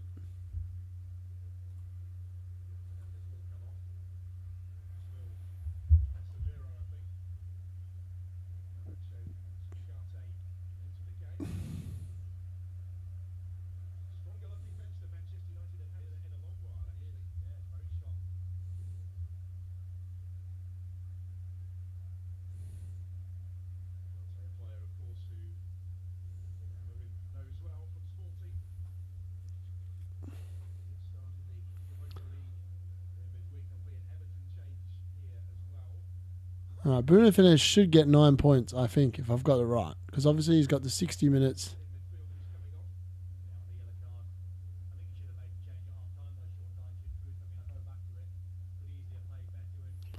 Maybe he still gets 2 bonus points. I'm not sure. I just still feel like... It'll be interesting to see. I feel like Joshua Zirkzee...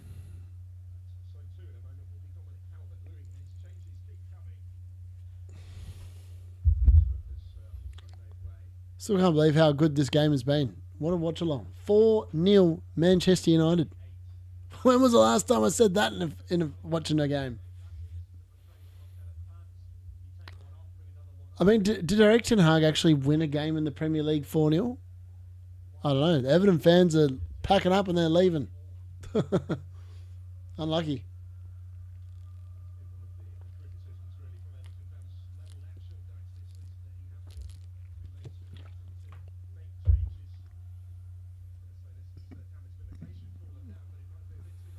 Well, Garnacho's fouled. That's got to be a yellow on Ashley Young. And it is. Unlucky you've had Ashley Young on your team field this week. He's on -1 now with that yellow card. Well, that's a beautiful play from Zirkzee. Yeah, that was beautiful. Lovely bit of play there. Nice little flick. Yeah.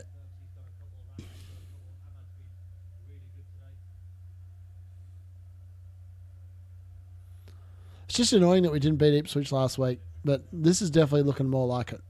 Lots of goals. Free-flowing football.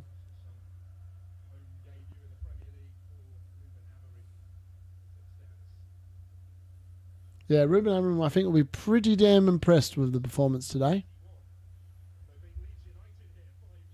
Marcus Rashford, tries to look for Garnacho, but doesn't quite find him.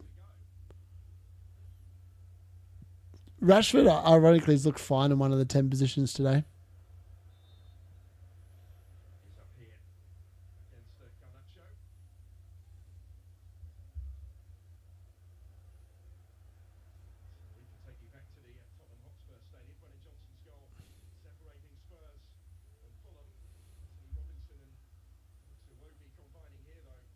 Oh, wow. What a goal. Captain Kearney, a Wobie assist. Fulham have equalised against Tottenham.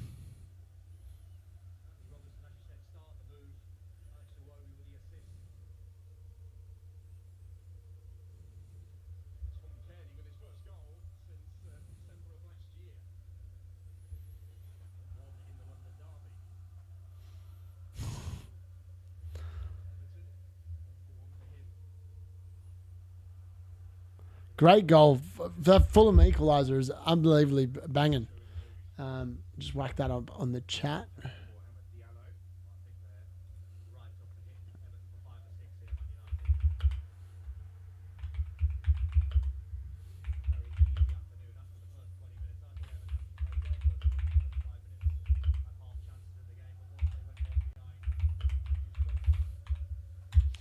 That's good for the rank. That rules out the Pedro Porro clean sheet.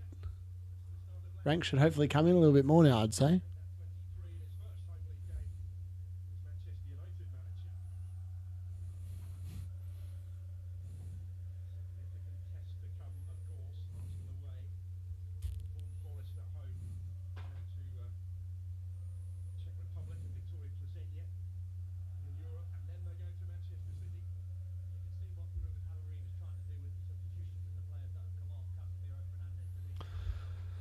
All right, let's see what we go. Let's see how this goes now. My rank should hopefully have gone up a little bit because the Tottenham clean sheet's just been rubbed out. With some luck. Oh no, it's gone the other way. I did expect my rank to drop from 56,000 with all the players that potentially teams had playing today. And there have been some clean sheets, obviously, at the moment, to Chelsea. So Colwell's 6 points sitting on the bench is frustrating.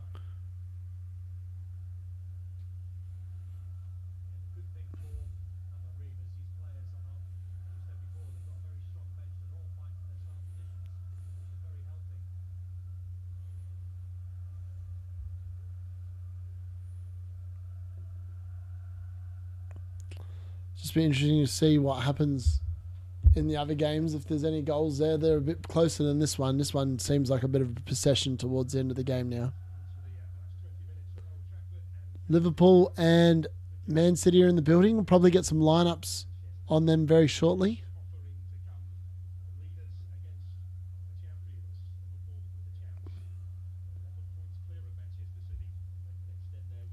So the Liverpool lineups are Kelleher in goal, Alexander-Arnold, Gomez, Van Dijk and Robertson. So Gomez is coming to replace Canadi. That's interesting for fantasy. McAllister and Gravenberch in midfield. Then it's Salah, Sloboslai and Diaz starts in this game. And it's Cody Gakpo that starts up front. No Darwin Núñez. And then for Manchester City, and then on the bench it's Jaros, Davies, Endo, Núñez, Jones, Elliott, Quansah, Morton and Nyoni. And for Manchester City, it's Stefan Ortega in goal. Walker, Kanji, Diaz and Ake, Lewis and Gundogan in midfield. So it looks like they're playing 5 defenders. What's going on here? Then it's Bernardo Silva, Phil Foden and Mateus Nunes, and then Erling Haaland up top for Manchester City. And on the bench for them is Edison, Scott Carson, Jack Grealish, Doku, De Bruyne, Guardiol's on the bench as well. Unlucky if you own him. Savinio, Riley, and someone else. Guardiol drops to the bench for Manchester City against Liverpool.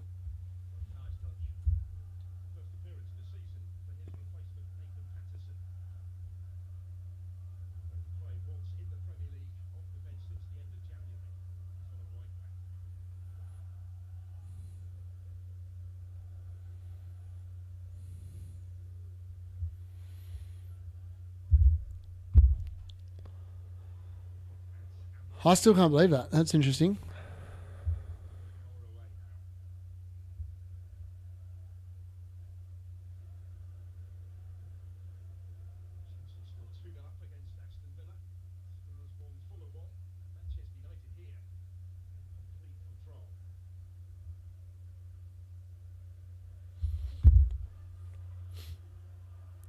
Oh, it's a bully behind.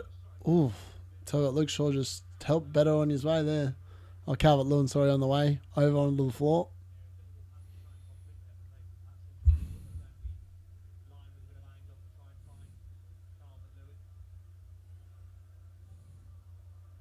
Yeah, I can't believe Edison's been dropped for Manchester City. What's going on there?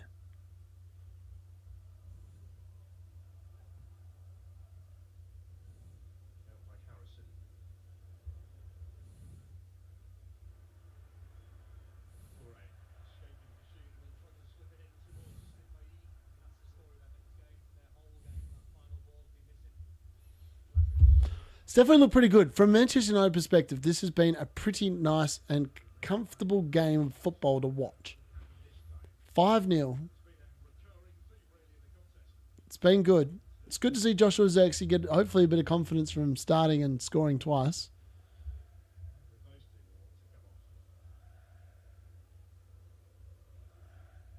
But you see if he makes any more subs.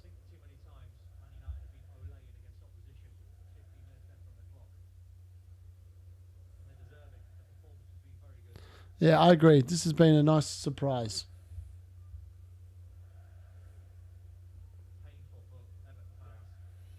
Yeah, massively painful for Everton fans.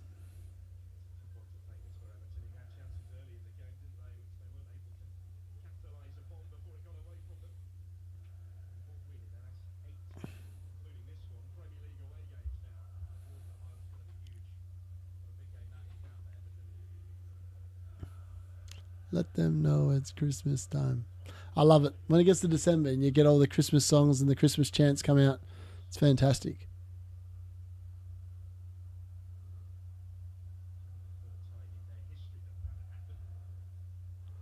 Will there be any more goals in the Sunday 1:30 p.m. games? Let's hope so. Hopefully we can get a few more. We'll just have to wait and see, I suppose.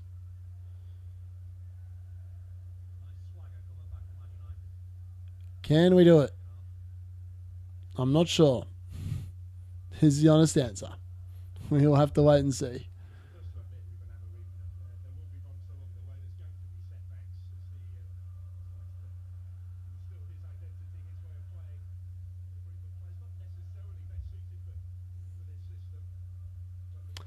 All right, come on. Come on. Let's get a fifth. I want 5. I want 5 goals. I'm a greedy person. I want 5 for 5.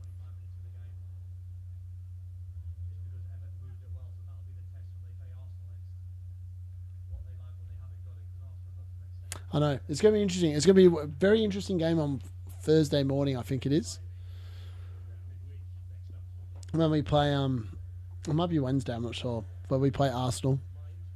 It's going to be interesting. I think it's the fact that it's Arsenal are in great form. Since Martin Odegaard comes back into that team, they're just a completely different prospect going forward. Like Man United's defence are going to definitely be susceptible to goals, I think, on Wednesday, Thursday. But I think I've seen enough in the couple of games. I think we might be able to worry Arsenal, especially if Gabriel's not playing. They're going to be a little bit light on at the back, but we're going to have to really upstep the midfield battle. Because Arsenal do have a very good midfield, especially now that Odegaard's fit. Odegaard, Rice, just so good. Such good players.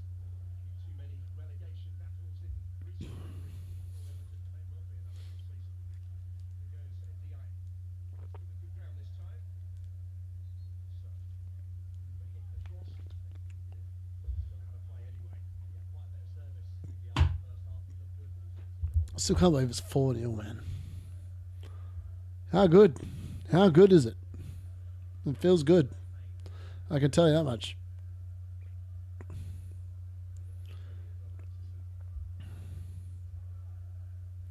Wonder if Nicholas Jackson's got himself booked. No, he's not. He hasn't got himself booked yet.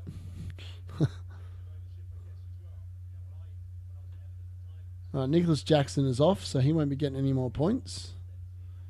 And Kunku came on. I'm intrigued to see if Jackson starts against Southampton. You would think that he'd stay with the players. Morgan Rogers got subbed off as well.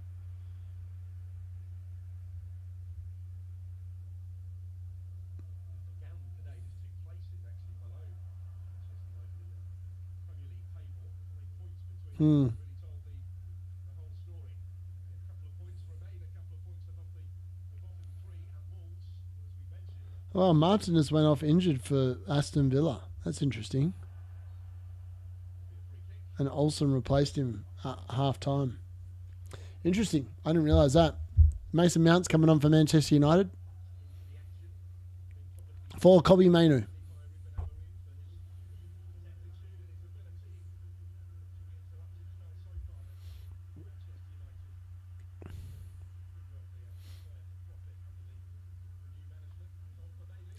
Hopefully Mason Mount can continue, but I've got Mason Mount starting against Arsenal. I think he definitely starts against Arsenal. I just have to go and wait and see how that works.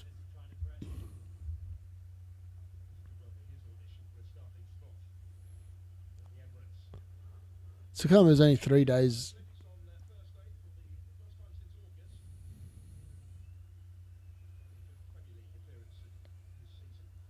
Oh, here we go. Luke Shaw. No. Dallo. Oh, yeah. Rashford. Oh, nice little back heel. Luke Shaw. No, Garnacho, sorry.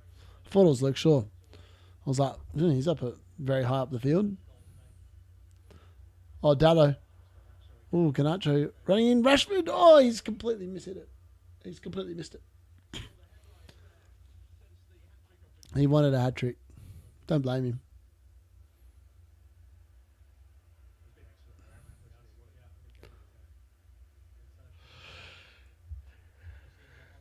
Yeah, I feel like Ahmad with his 2 assists is probably man of the match.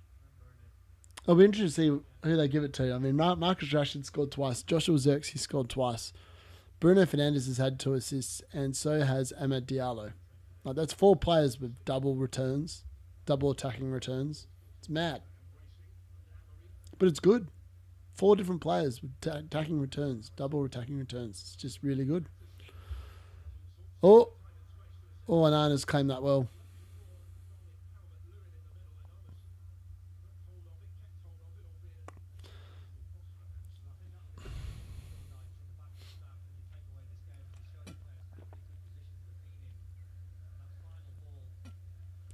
Nana's just been clattered into, collecting a cross by, I think it's, he got clattered into by a combination of Calvert-Lewin and Martinez.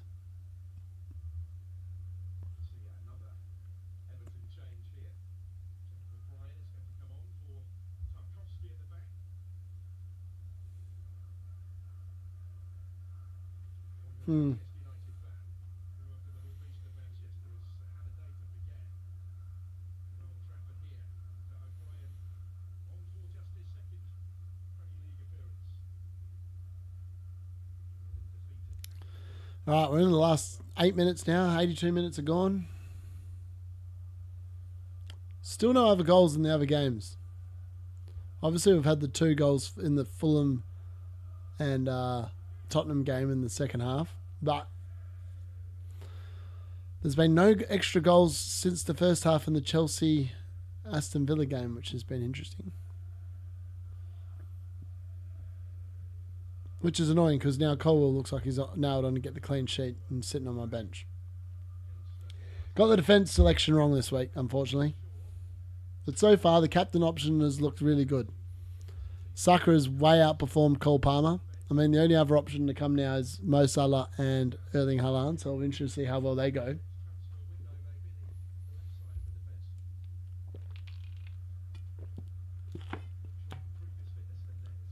But I feel like at the moment, Saka's 18 points is probably going to be the top scorer in my team for this game week.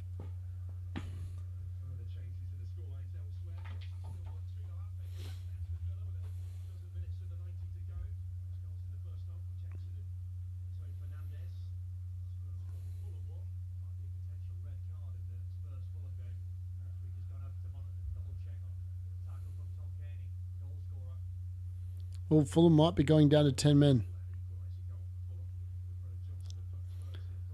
The equaliser from Todd Kearney, the club captain, I think he may be about to be sent off. Everton with a quick attack here. Doesn't come to anything. Oh, maybe it does. Calvert-Lewin with a great header, but Anana is equal to the task. That's a great save from Anana. United sort of just switched off there. Harry Maguire, what's he doing?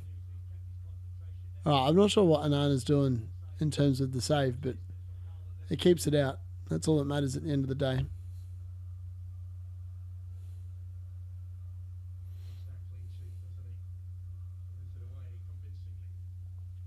Yes, he does want the clean sheet. I want the clean sheet. Clean sheet's always way better than anything else. Wow, Todd Kearney has been sent off for Fulham. Can Spurs capitalise in the last 5 minutes of that game? We'll have to wait and see, I suppose.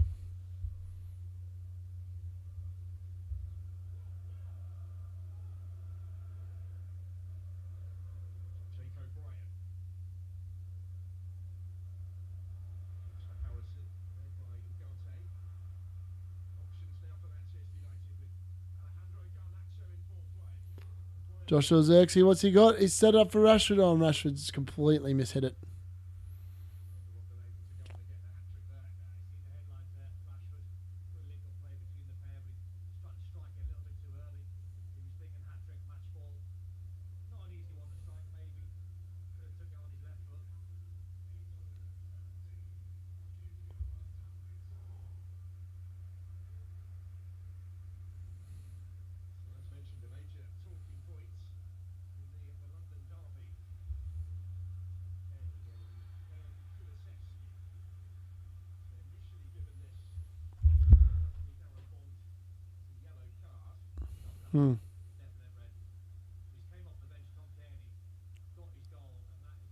Oh, wow. That's actually a really bad tackle on Kulusevski. They're just showing the Fulham red card.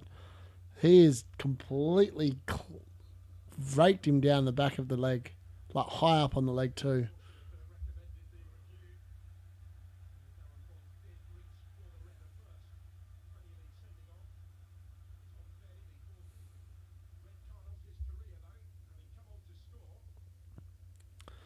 Man United have just been quality. I mean, the Joshua Zirkzee celebration when he scores is actually pretty funny. Like the old...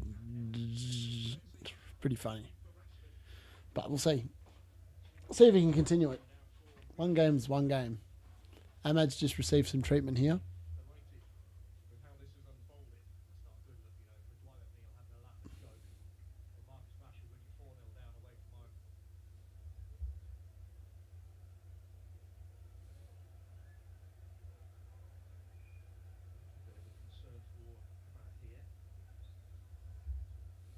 Just sub him off. Don't want to be getting an injury at this point of the game.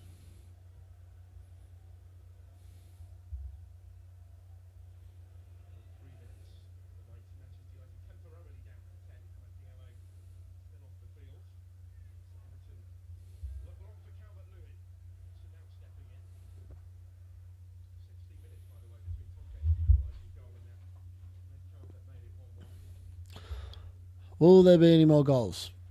Will Tottenham take advantage of playing against 10 men? That is the question.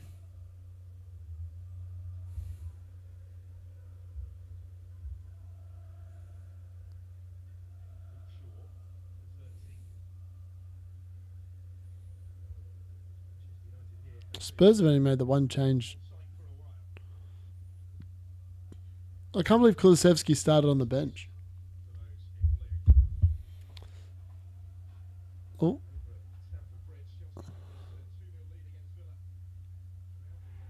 Cole Palmer goal.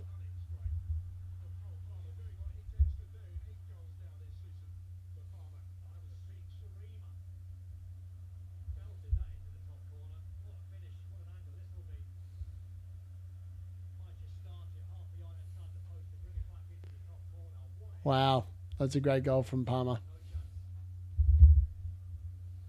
3-0 Chelsea.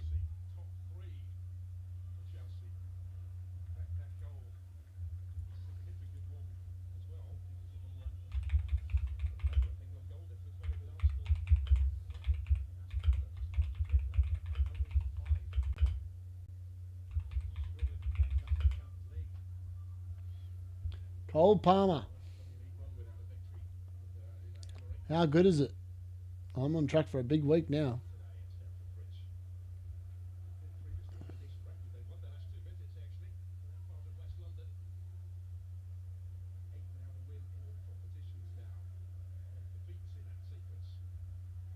All right, can we keep it going? The points are flowing in.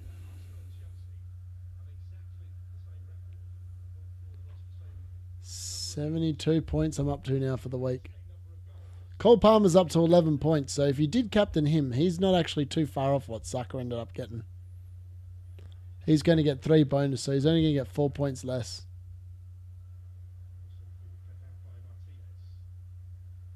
Wonder what that does to the rank.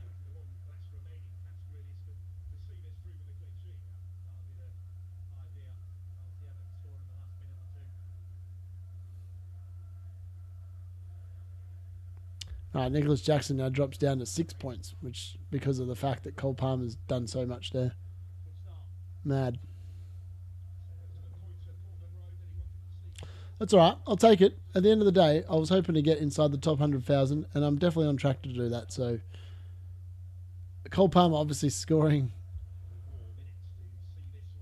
and doing so much there has definitely not helped the rank, but it's not too bad.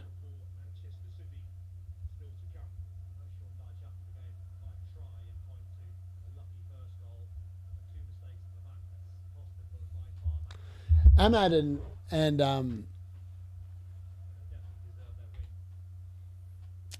Ahmad's been amazing in this game, though. He's definitely been my man of the match. 100%.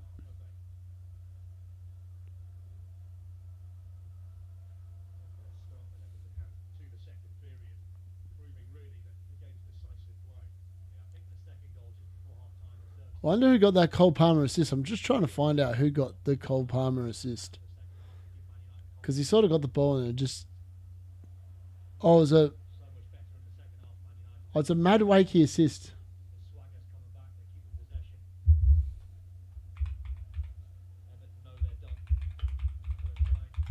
Mad Wakey assist. There we go. Finally figured it out.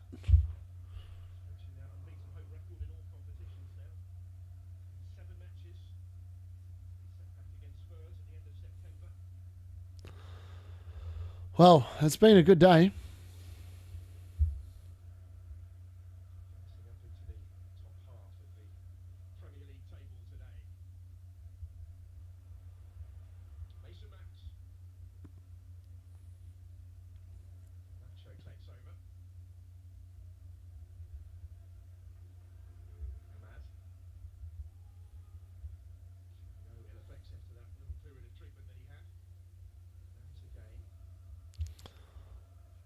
Still can't believe up to 72 points for the game. I said I wanted an average of 70 points moving forward, and I'm pretty happy, all things considered, how this is looking.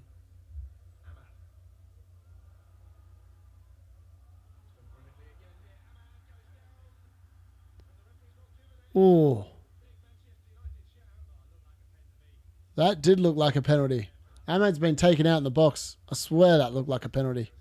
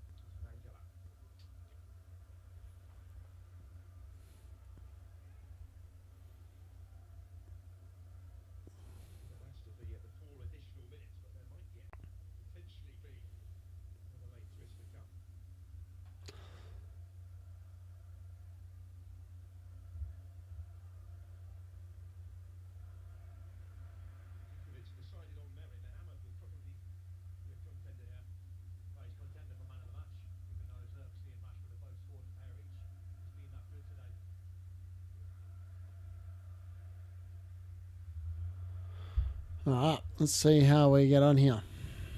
All right, what's my live rank on now? I think it's definitely changed.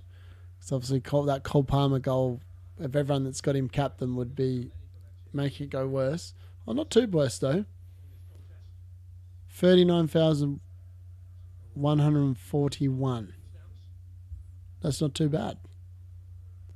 Take that.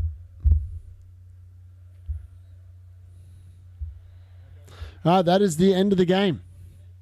It is finished 4-0 to Manchester United. 2 goals from Xerxes, 2 goals from Rashford, and 2 assists for Ahmad and 2 assists for Bruno Fernandes. It's been a quite dominant game. Dominant game.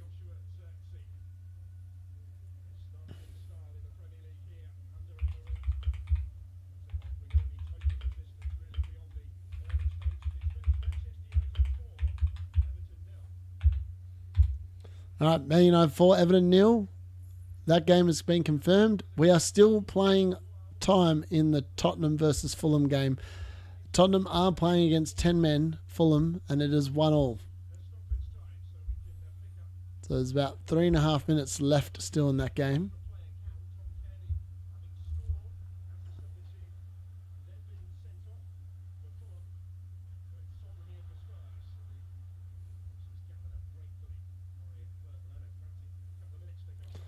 The Chelsea game is now into injury time as well. That's 90 plus 1.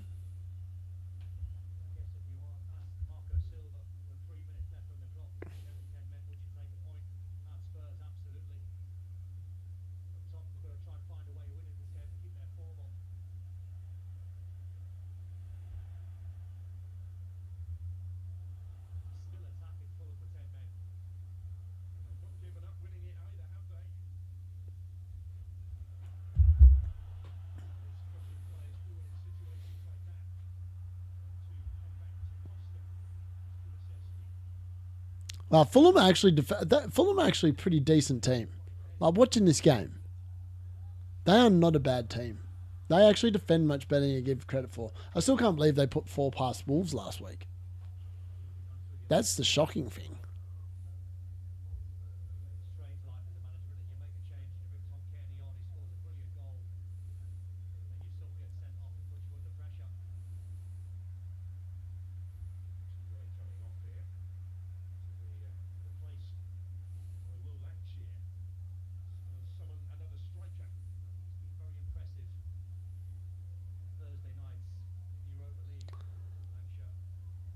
Still can't believe Dominic Solanke wasn't even in the squad for Tottenham.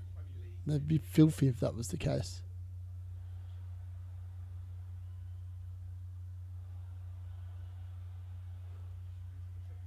Also quite concerning for his owners, I would suggest.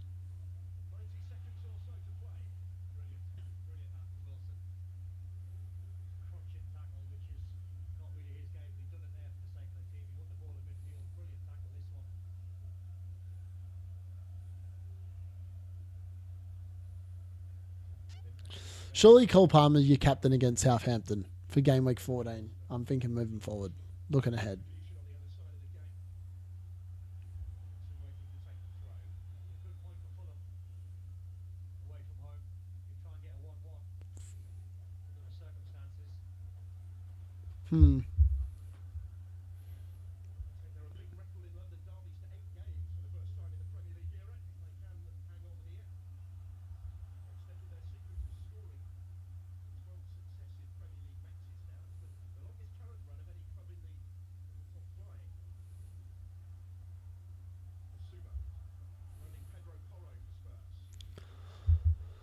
Pedro Porro, I tell you what, I still can't believe that how was he the most transferred in player this game week?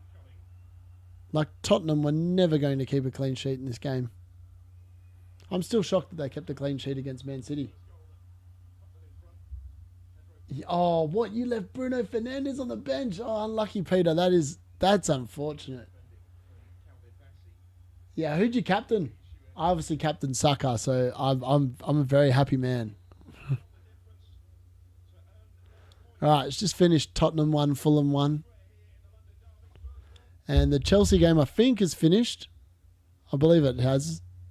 That finished 3-0 No, it's still going. Chelsea and Aston Villa are still going. They've got about 30 seconds left there.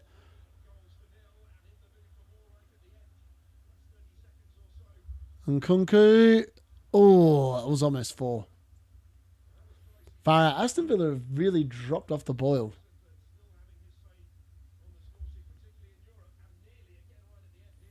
Mad. I don't know what's going on with Villa. I feel like they've just played too much football. They just look bang average. Morgan Rogers, Ollie Watkins flops here. Ollie Watkins did have a very good chance in the first half, but he was pretty damn poor in general.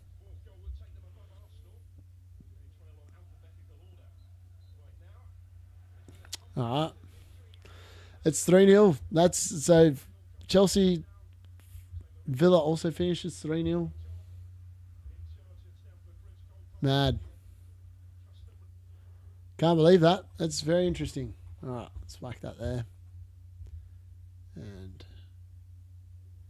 all right, let's have a look at the points so far this week. Mad.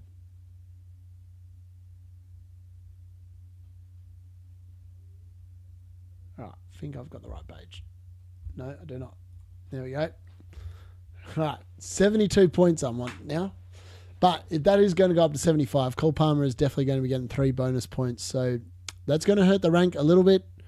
Nicholas Jackson, I don't think got enough bonus points. No, he had 26 in the end. He was on track for it in the first half, but he obviously Cole Palmer's scoring has taken him way higher, up to 50 bonus points there in the system now.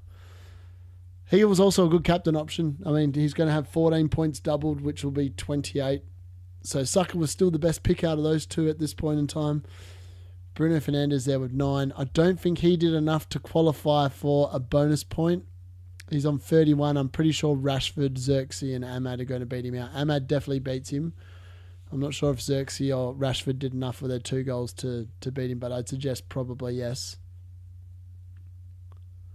I mean, it's been a frustrating week because on the bench I just got the defender calls wrong this week.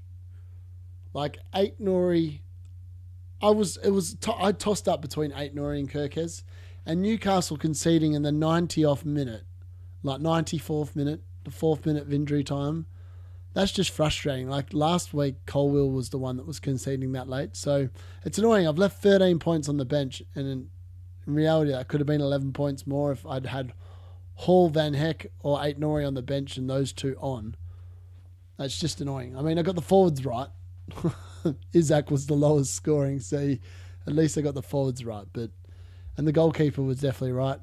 But the Brighton conceding a goal, just frustrating. But look, we're looking pretty good here.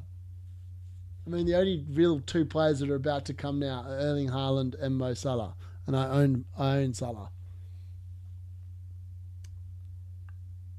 Oh, no. Oh, that is disappointing. You know, at the start of the week, I actually had João Pedro as captain. And then the more I thought about it, the more I was like, he's not going to play probably more than 70 minutes. And Southampton have been actually better than what the stats say. And they've just been a bit plucky of late. And I just didn't really rate the chance. So in the end, I just thought, stuff it. I'm going to change it. And then I was like, it's either Mo Salah or Cole Palmer. That was in my line of thinking. That's what everyone else seemed to be thinking as well.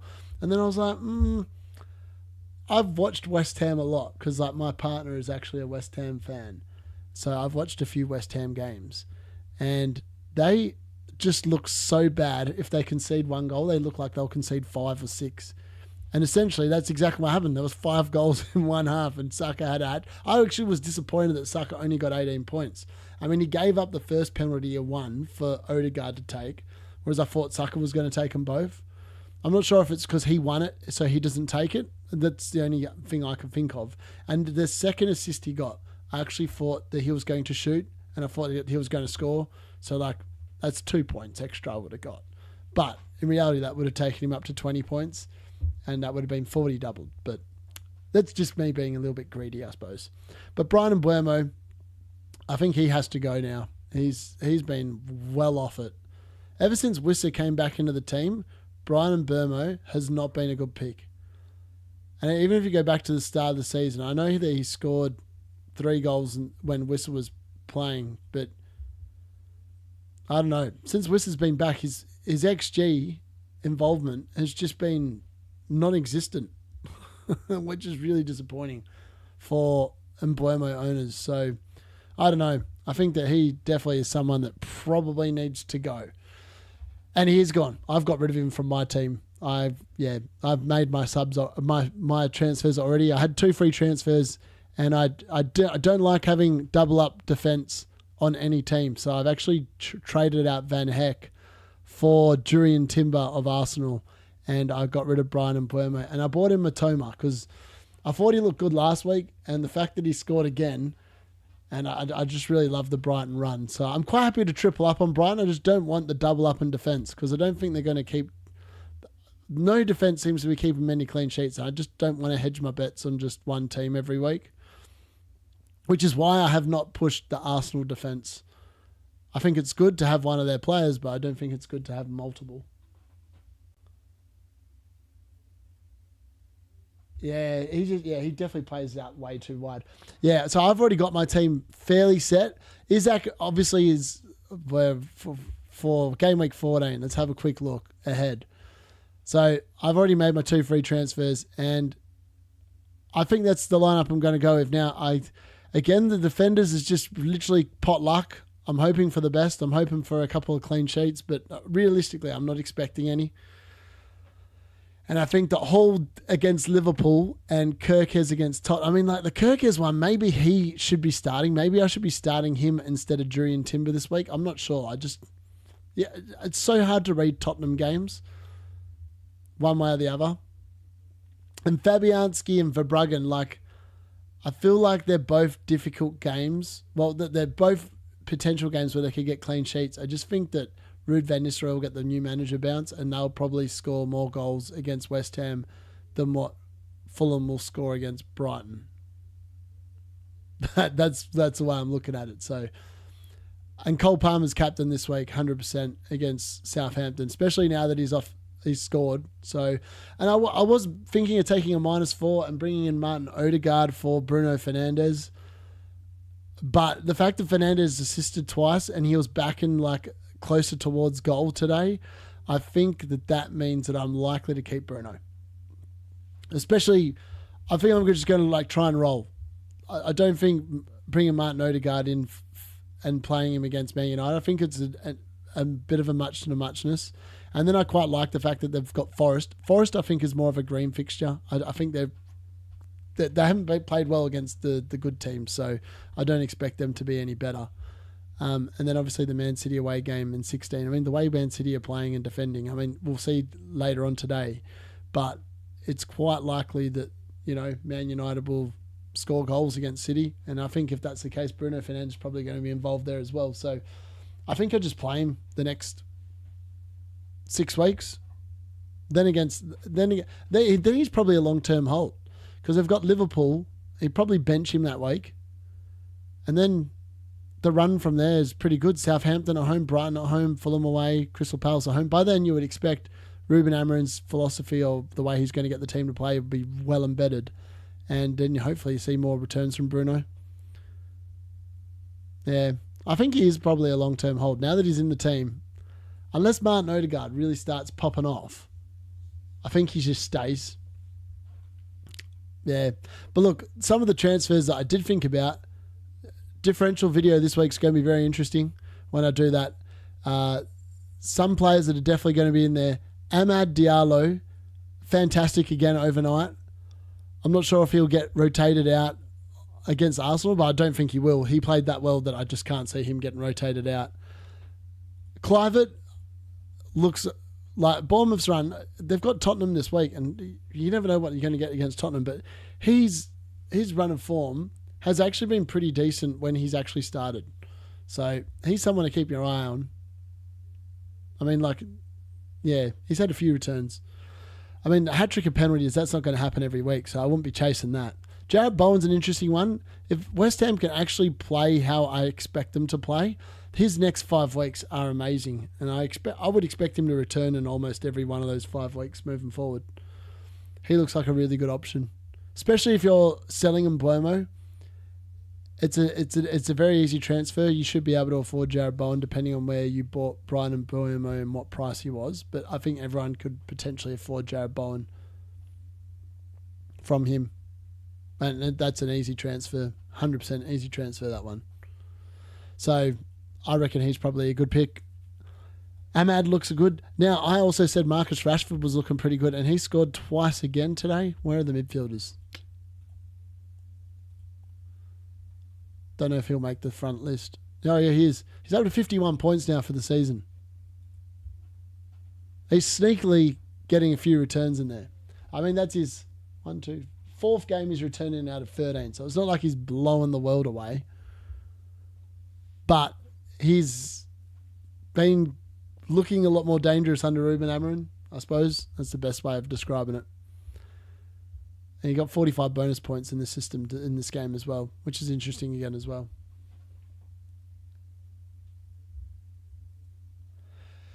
Yeah, Kudos, I think, once he's back in the team, he'll be pretty good. I can't recall whether he was playing last night or not. But Ahmad's numbers have been amazing. When he has actually played 90 minutes, he's been brilliant. I'm surprised his expected assists is only 0.09 in that game. That makes no sense. Like, he put it on a platter for Joshua Zirkzee. I don't know how that doesn't equal a higher assist. But it was a gimme. Interesting. But yeah, he's been looking really good. I think he's nailed on to play 90 minutes now. And he's now returning his last 3 game weeks. He's had 4 assists in 3 weeks. Very good numbers. Definitely someone you should be looking at. Another one that is interesting, and it looks like he is playing an interesting role under Maresca. But Enzo Fernandez, now, last 3 weeks have been super good. I think he just misses out on a bonus point with his goal, but that's 8 points, 12 and 4. Only 1.5% ownership. He's only going to cost 4.8 mil. Could be a very good budget enabler. But super good budget enabler. Like him to Cole Palmer is 6 mil.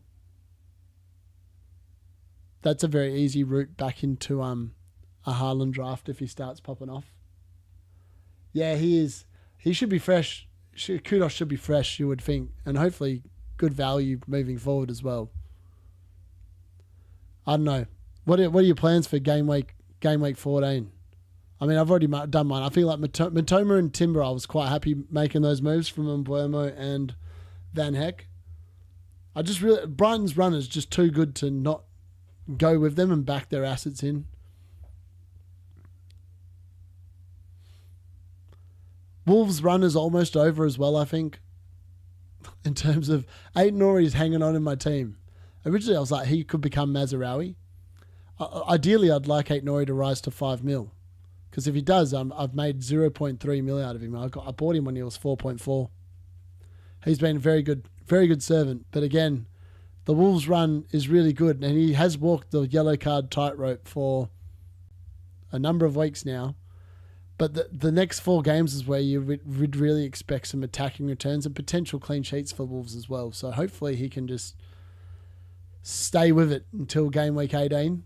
And then he's definitely a hard sell then, because he's not going to be keeping any clean sheets against any of those teams. In fact, I wouldn't be surprised if Wolves started getting spanked 4-0 every week against those teams. They do defend they're a very weird team in terms of the way they defend. Forwards, there's some interesting forwards as well. I mean, if you traded Strand Larsen this week for João Pedro, you'd be absolutely filthy on yourself. Because that 11 points compared, even Cunha only got 2 points this week. Who would have predicted that? I mean, he scored twice from 0.25 expected goals. It's just insane. And Cunha had almost the exact same goal involvement in total, like 0.11 expected goals, 0.11 expected assists, and did nothing. He finally reverted back. I did say that Cunha had been outperforming his numbers, and that was the case. Chris Wood, if you had him and you held him, you'd probably be okay with the 9 points he got. Wasn't bad. 3 bonus points, man. He's racked up so many bonus points this year. 6, 7, 8, 10, 12, 15, 18 bonus points for Chris Wood in 13 weeks. That's really good. Really good numbers. He's been a great servant. Made me some money. But I think if you have him, now would be the perfect time to jump off for the next 5 weeks. I would expect his price to drop. There are better forwards now. If you did hold him and you were in the luxurious position of just benching him for the next 5 weeks, it's probably the play, but I don't think you can do that. So, yeah, I think he's definitely a sell. Evanilson, I really liked him, and he got a hat-trick of assists. I think he won every one of their penalties. I think I said that earlier. But he looks really good. Don't mind him as a shout moving forward. And like, I wouldn't even be worried about the Spurs at home game this week, because Spurs concede goals. We saw that against Fulham again. They just don't know how to defend. I don't know what they do. Yeah, the United are now an option. I think you wait potentially until after the City game, just to be on the safe side. But then it's just to jump on and ride, because I think they're going to be good. And I think we are going to score a lot more goals. It looks a lot more, even in the short space of time, it looks a lot more cohesive than what it ever did under Erik ten Hag. So I think moving forward, that's definitely something that we need to be watching and mindful of. Also, are defences ever going to keep clean sheets consistently? It's so hard to read defences this year. I mean, this week is a case in point. I had Kirkes and Colwill sitting on the bench, get 7 and 6 points. And Hall concedes in the 94th minute. Aït-Nouri gets nothing. And Van Heck and Verbruggen concede as well. Games where you think that you potentially could lock in 6 points here, just are getting taken away from you at the last second. And then when they're sitting on the bench, so many defenders have sat there on the bench and made points this year and not been on the field. Yeah, Guardiola's on the bench against Liverpool later on, which I thought was interesting. So they're actually playing 5 defenders in that City team. Rico Lewis starts though. I'm just double checking that I'm saying that correct. Yeah, so Kyle Walker, Ruben Diaz, Nathan Ake, and Akanji all start in the defence. And Rico Lewis also starts in the